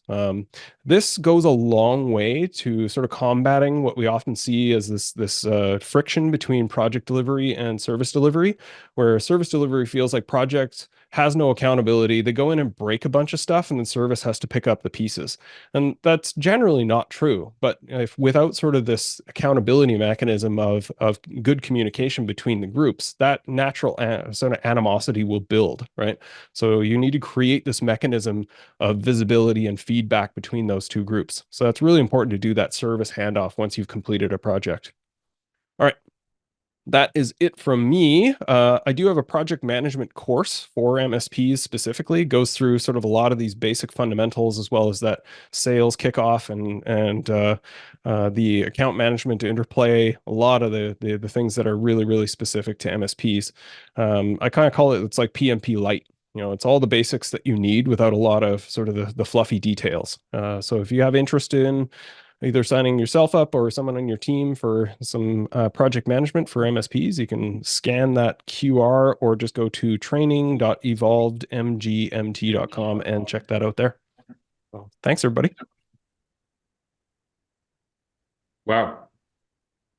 That was awesome. Probably everyone's feeling like a fire hose with that. So a ton of wisdom and such in there. So thanks for that. We're going to go through a little bit here and then we'll get to the questions. And are you able to hang around a little bit past 5, Todd? I can. Yep. Yep. Okay, so I'm going to share my screen again.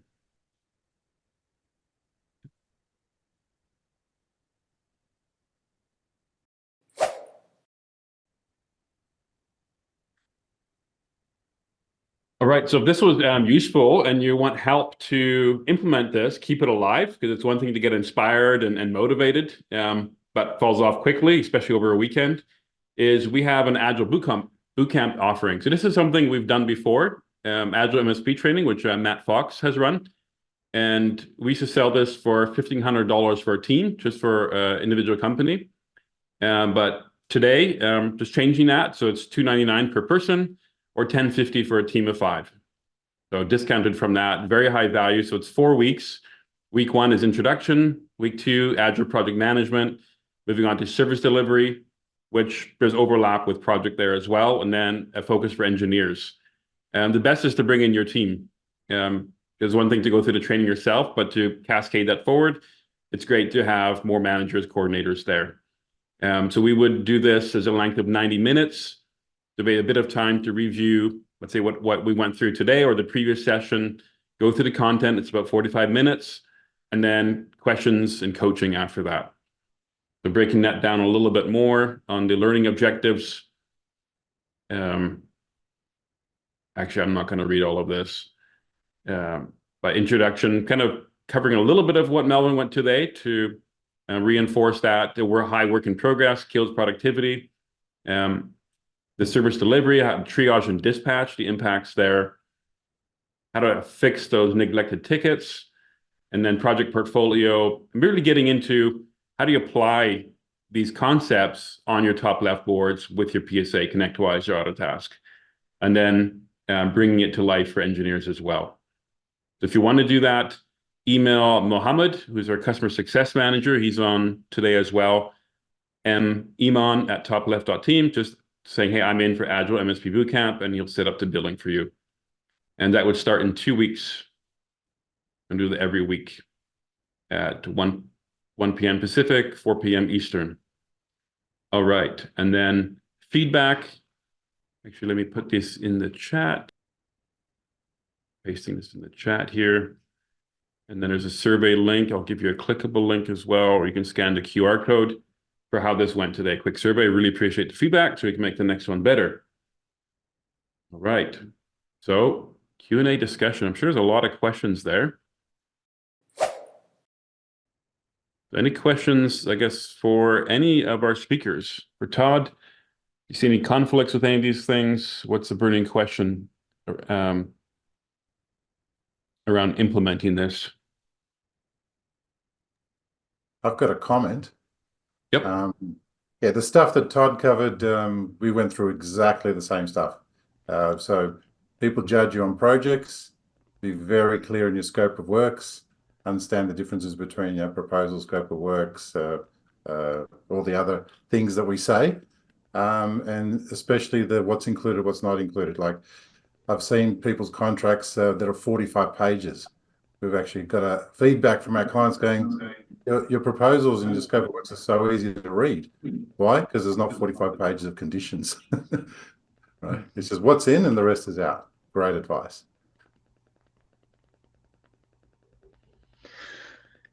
Yeah, so just wanted to say thanks to everybody for your contributions. You know, it's very difficult as an MSP from a traditional perspective of like project management to like start thinking agilely about how to go about doing your work and getting stuff done. Oh yeah, start my video. 1 second.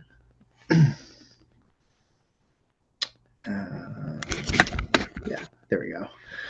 So yeah, it's been an interesting journey for me in terms of working with MSPs. Traditionally, project management was something that was done via waterfall, and we all know from how well waterfall works. And it's just really nice to get some really great practical information on how to implement it, how to get it out there. You know, I think the first gentleman that was speaking, Melvin, in terms of like just continuing to try stuff and you know, iterate, you know, failing fast, and it's really just super beneficial to hear all of this. So I appreciate all of your shares. Thank you very much.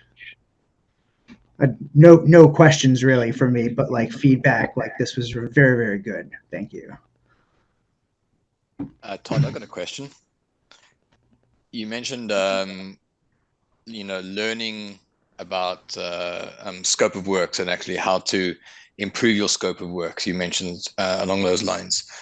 I guess, you know, iterating the scope of works and making sure that we get it spot on is really important. Do you have any good ideas and ways that we can implement something to get that feedback going back and make sure that our scope of works is improving all the time? Yeah. So, are you thinking about sort of like on time, on budget delivery, or are you thinking about sort of the T's and C's specifically? So what we find is happening is that the scope of work that is happening from our client services team, when it gets to the technology side and we're actually implementing it, they seem to be a little bit off, and we need to give them the feedback. So we want to make sure that the actual processes that they're putting down, what's included, what's not included, is right. Making assumptions on what's going to be expected from the customer side. Probably not maybe too many of the T's and C's, but Okay, perfect. more just the actual process. Yeah. Yeah. So like the best way to do that, in my opinion, is the project close, right? Like those are exactly the types of things that you want to review, is what went well, what didn't go well, what can we improve? So you're reviewing on time, on budget delivery. So, for example, like most of the project tickets that we had got completed. But like the sort of the anecdote that I noted is like, we keep quoting this server build at 12 hours. It takes 15. Like, why do we keep doing this? And what you'll see a lot early on. So like one of the things I have in the project course that's like one of my favorite sort of tools and practices around this is a pick menu, right? For building a bill of materials, where like you have actually set budgeted times for how long something takes. And then you use that as sort of the source of truth for quoting. Because what you see in a lot of cases is if you ask a tech to, especially a senior tech, to quote a project and they're not necessarily the one delivering it, they're going to do things a lot faster than somebody else, right? So like they quoted this at 8 hours. It took the person like that was not terribly confident in doing this bit of work 20. So that's a problem, right? So if you're doing that after action review or that project closure, you can look at those things and say like, why did this go over budget? Was this just sort of a weird anomaly that we just don't think will recur, or do we need to adjust the quoting mechanism to make sure that this happens and gets quoted for the right cost in the future? The other is like risks and failures. So like we didn't identify like this being a problem. This is something that we should think about in future projects, right? So like I don't know what some examples would be off the top of my head, but like licensing requirements or security requirements in Azure, right? Like, oh, we need to make sure that these things exist before we can actually proceed on implementing these parts of the project, right? Otherwise, that becomes a sort of a showstopper. And either that's done like before the project actually kicks off, or it's at least sort of a like check and verify before you proceed through the rest of the project, right? So that to me is the biggest component of that, is just that project closure, is where all that stuff gets dumped on the floor around like what didn't go well, how do we protect ourselves from these problems in the future? Just as an interesting side note, would you put extra scope in the actual project to perform that retrospective or post-project review? Or would it just be an admin task that you would put afterwards? Is this something you would be, adding in as actual, it's scope absolutely by scope? billable to the project, right? Like work done has to be paid for, right? Like, and if people want to push back against this, they need to understand, like, if you had an internal team doing this, like you would be paying their salary for them to spend time doing this, right? It's incredible to me is in MSP worlds how sort of reticent they are to pay for or bill for project management. Honestly, like this is one of the reasons that I'm such an advocate for fixed fee projects, is it's the easiest way to get project management paid for.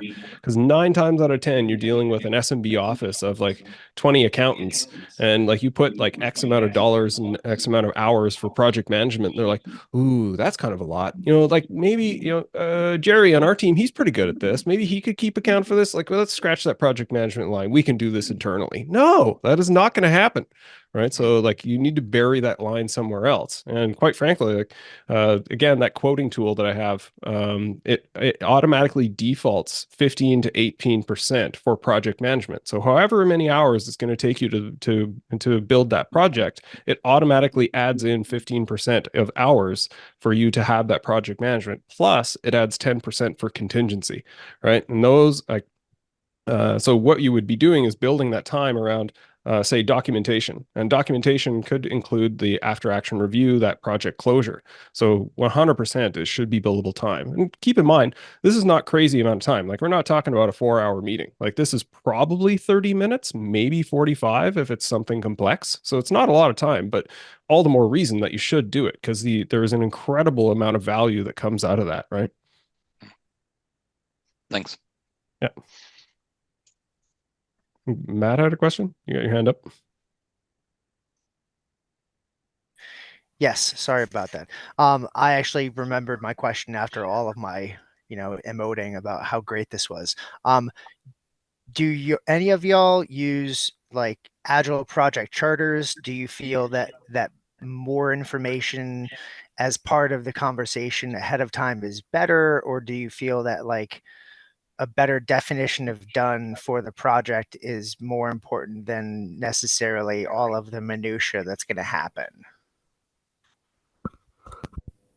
I can pick that one up. So we have two kickoffs. We have an internal kickoff and an external kickoff. And basically, we define definition of done, or what does success look like? So what success looks like, we've got to do this, this, and this, and get that outcome. So it could be a statement. It could be 3 bullet points, but it's got to be a target. And even the engineers that would have scoped the project forget what the success is. So we have to spell it out at the kickoff, internal kickoff. We have to spell it out again during the external kickoff, and we have to spell it out again during the project, right? This is larger projects, because people literally forget. So if you want to go with something large and complex, they're going to guarantee to forget that. Keep it small and simple and repeat it. That's how we do it. Great, thank you. Any other questions? Text or unmute. Since Melvin's still awake at 1 a.m, I'll ask him a question. So Melvin, with sort of changing culture, okay, like you talked about, how you got to get people to do things. So what's your biggest tip there to get things going when you need to put a change into an organization? How do we start?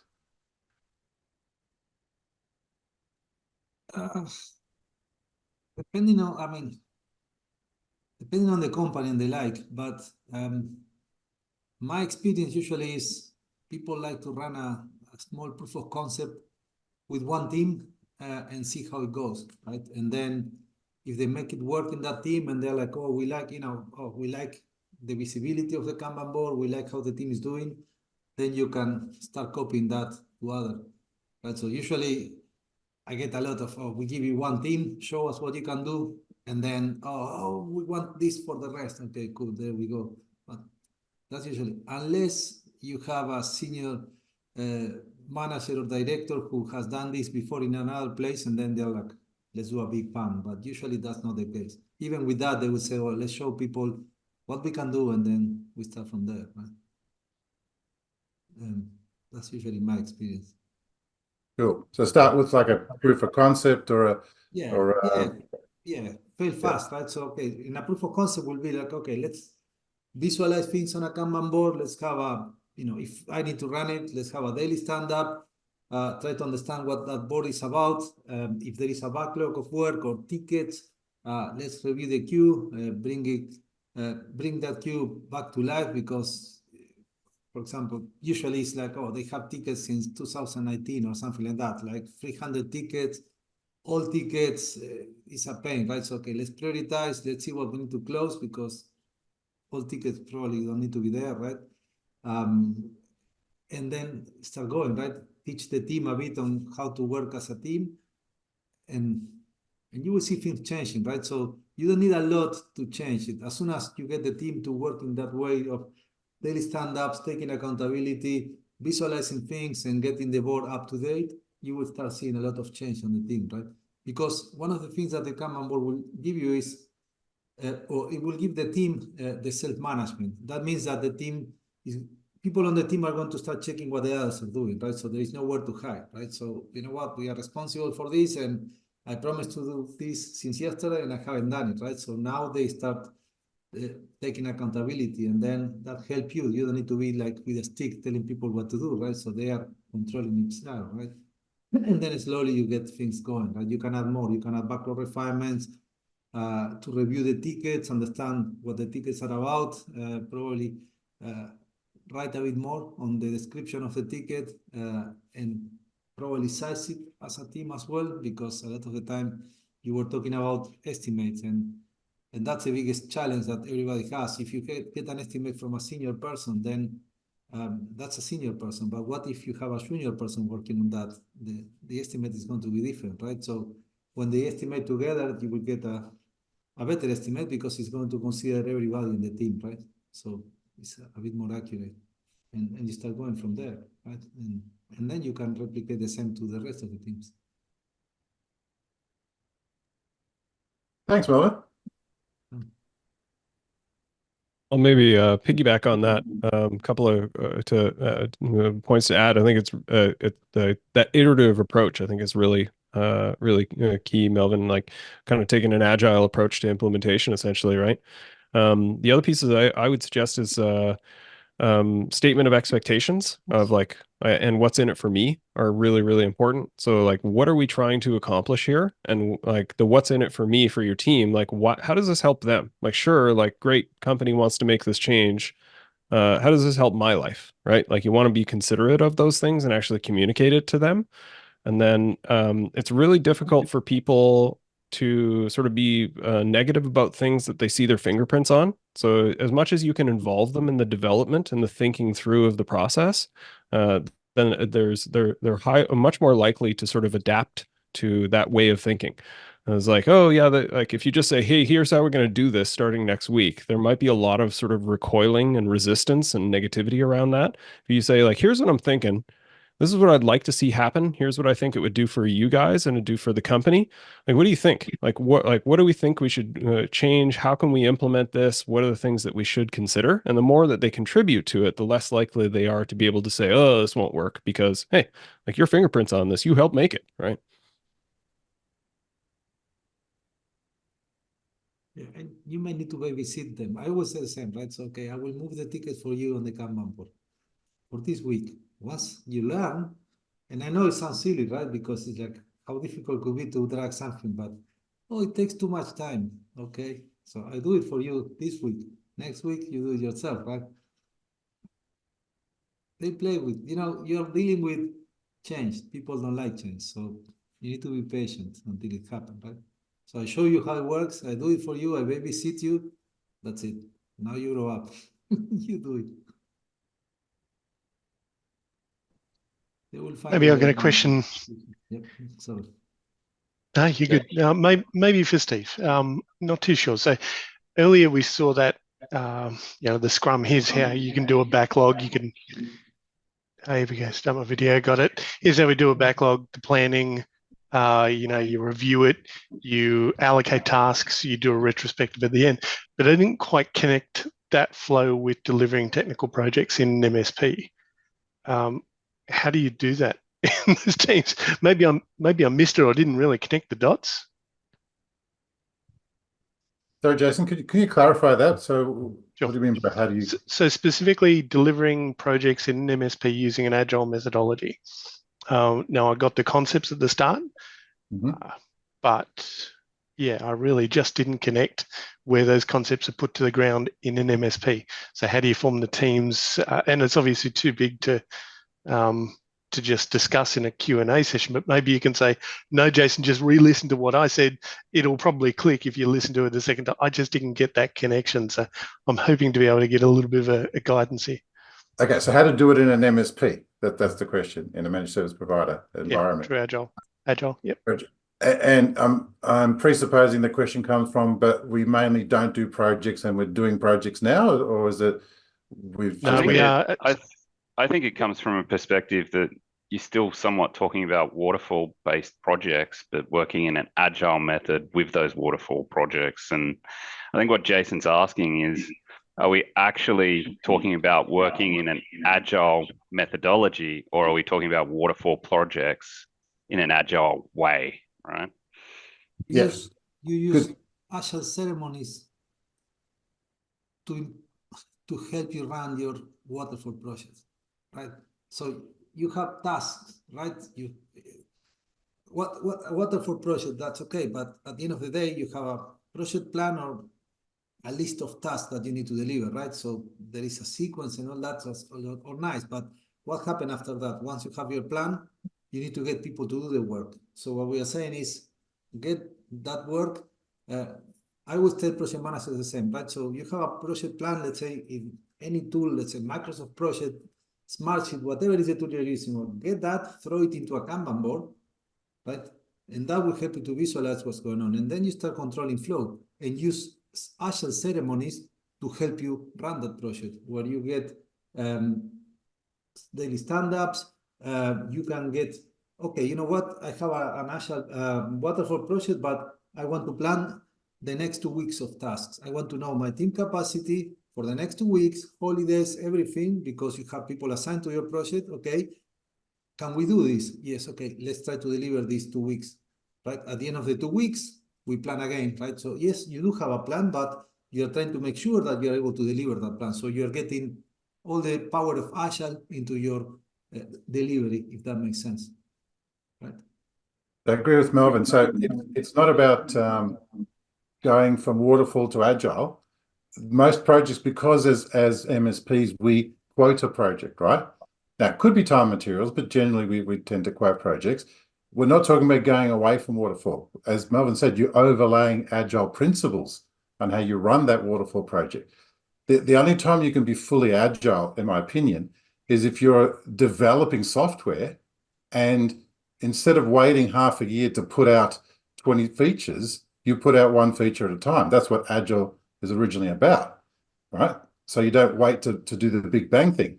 But as MSPs, we quote something, we've got to deliver something. There's no iterative portion afterwards where we sit there and the project runs forever and we keep improving it. We have a start and a stop. So we're not going away from waterfall. We're just overlaying agile. It's still waterfall. The project still has to be completed. In a waterfall project, the other problem you have is you run, let's say you have a 6-month project, cool. You run the whole entire 6 months and you do lessons learned at the end of the 6 months. You hope those lessons learned are going to help you for the next project. But what I'm saying is, okay, you know what? In the meantime, all the problems you have, you didn't resolve them. So what we are doing is every 2 weeks, spend an hour or half an hour retrospective to understand what's working with the team that you have for that project and what's not working. And then you can improve for the next one. So what you're trying to do is constantly improve the way of working for that team that you created for that project. That will help you to deliver the project faster, better, and remove any problems that you get. Okay, so thank you for that. I do get that concept that, hey, you've still got the waterfall constraints for the time frame, sure, and the project execution. You've got to come up with that non-iterative, package at the end of it. Is there a more agile, or is there extra reading that I can do, or whatever, to understand how to really use resourcing better? It's not just the ceremonies, I'd imagine. It's about using resourcing concurrently on the same thing, or swapping skills around to be able to achieve that same one project. That's easy. Have a look at Wim in the background and the amount of books he has there. Wim has a list on his website of which ones to read, but we could be even more specific and we can update that list. I'm happy to take Wim's list and just add 1 or 2 and replace one with newer versions. One thing that companies are trying to do is they are trying to stop assigning people to projects, because the way it works in waterfall is you keep, we have a project, we assign an engineer. We have another project, okay, we assign 20% of this engineer to that project. And at the end of the day, you have one person assigned to 5, 6 different projects. And the only thing they are doing is content switching constantly, right? And then they don't belong to a team, they belong to a team in a project. But so that's kills productivity. So what we do is we try to have stable teams, and then we have projects and we try to prioritize the work for that project and pass it to the teams, right? And those teams can have Kanban boards, and then in that way, you are optimizing flow, right? Because instead of people content switching, they work on what is the highest priority, but they work as a team, right? So I always tell project managers the same. If you have people working for you, don't ask for a name of a person, ask for a team, right? So I need, I don't know, work from whatever type of skill. Well, that type of skill belongs in a team. Okay, pass that work for the team, and you will get more people working on that, and they will take it out. So that's what companies are doing. They are inverting the way of, instead of assigning people to projects, we have a list of projects and we pass work into the different teams, right? Thanks, Melvin. Thanks, Mindset Steve. change, yes, but I would overlay Hey. on that. Oh, sorry, go ahead, mate. I was just going to say another resource. I'll just reiterate what Wim said. Is the Agile Bootcamp that we're offering starting February, and I'll take you through a lot of specific stuff about implementing Agile specifically in MSPs, and also how to make use of Topleft as a tool to actually start being able to do those in an efficient way. That's the good answer. Get Matt to tell you how to do it. I have one more question. You're talking about overlaying Agile over waterfall so that you can, like you said, use a team, etc. But let's say you've got a deliverable within the waterfall. Would you then use Agile principles to actually complete that one deliverable? So you have Agile overlaying the project, waterfall so that you know what deliverable needs to be done at a certain time. Would you ever use an Agile framework to actually do that deliverable, to actually get that deliverable completed? I don't know, maybe if I'm kind of barking up the wrong tree, but to use an iterative response to kind of complete that deliverable if it's a large one, if it's a pretty large deliverable part. work with banks and they deliver mainframes, and you don't deliver a mainframe in 2 weeks, right? So they take probably a year or so. But all the planning, all the different phases, from analysis, design, and build, and they do it with Agile. And the main reason, and they use Kanban boards.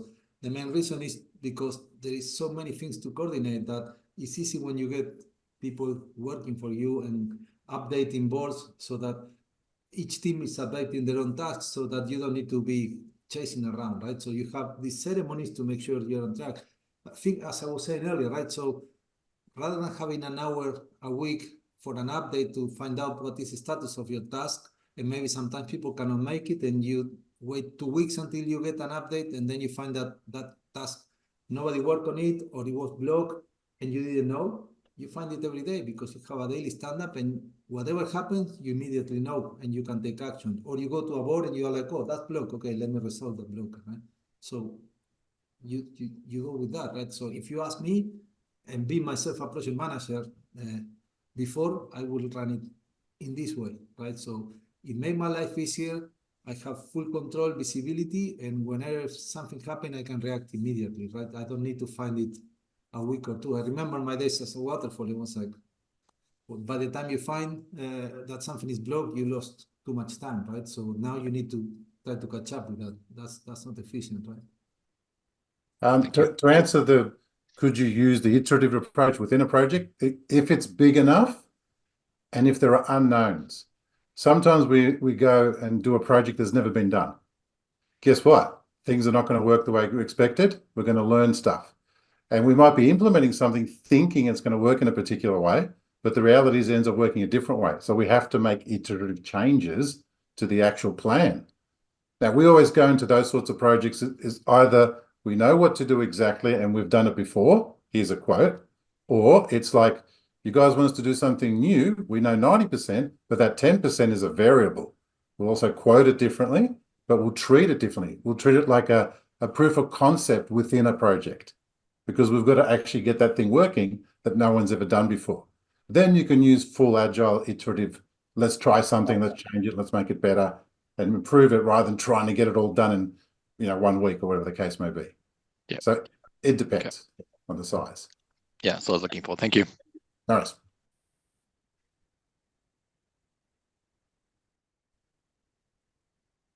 Okay, so last question, I guess, Lynn, I know you turned on your video. I don't know if you had a question. You're trying to sneak in there.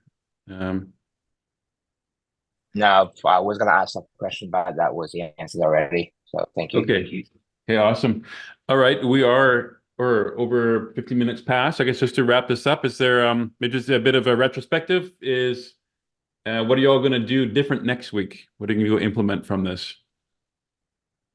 What are some action items that people are going to go look at doing or are committing to doing? Yeah, I'll speak. Sure. I'll straight away take that lesson that I learned about multitasking, because it's just not real. Multitasking isn't real. You work sequentially by the looks of that. So I'll take that to my team. Thanks. Yeah. Post away in the chat. I intend to work out the no story rule in my meetings.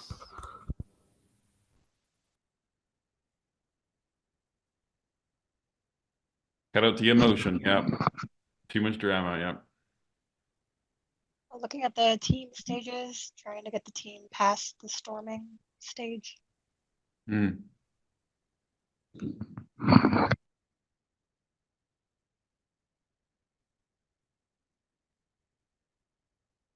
Very good. And what would you tell another MSP who was not here today about why they should be here? Because we're going to be running this again. So what would you say to another MSP? Was this I would say worthwhile? don't wait 10 years to learn all of the lessons yourself. If you've got pain points, turn up, you'll get most of your answers here, and the rest will be within the group and continually engaging.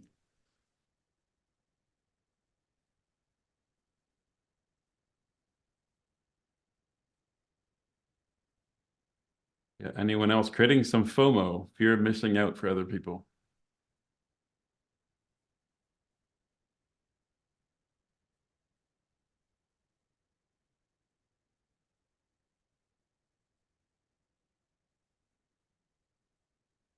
Yeah. Finding our bottlenecks and optimizing. Yep. Theory of constraints. That's what the Phoenix Project book gets into. I highly recommend that one. The covers, I got it on my wall here. Plans to resolve bottlenecks. Yep. Okay. Well, we could keep going. But I want to get home to my family. So let's, I think this has been really good. And we'll be doing this again. So thank you to everyone for being here, being part of this. Thank you to Melvin and Steve and Todd for contributing. Very grateful for everyone. So glad this was successful and useful. And we'll be sending the recordings and decks. So look for emails in the next day or so. Maybe not the recordings, that could take a bit to produce, but that'll be coming as soon as we can. So thank you all, and we'll wrap it up there. Have a good evening, morning, wherever you are.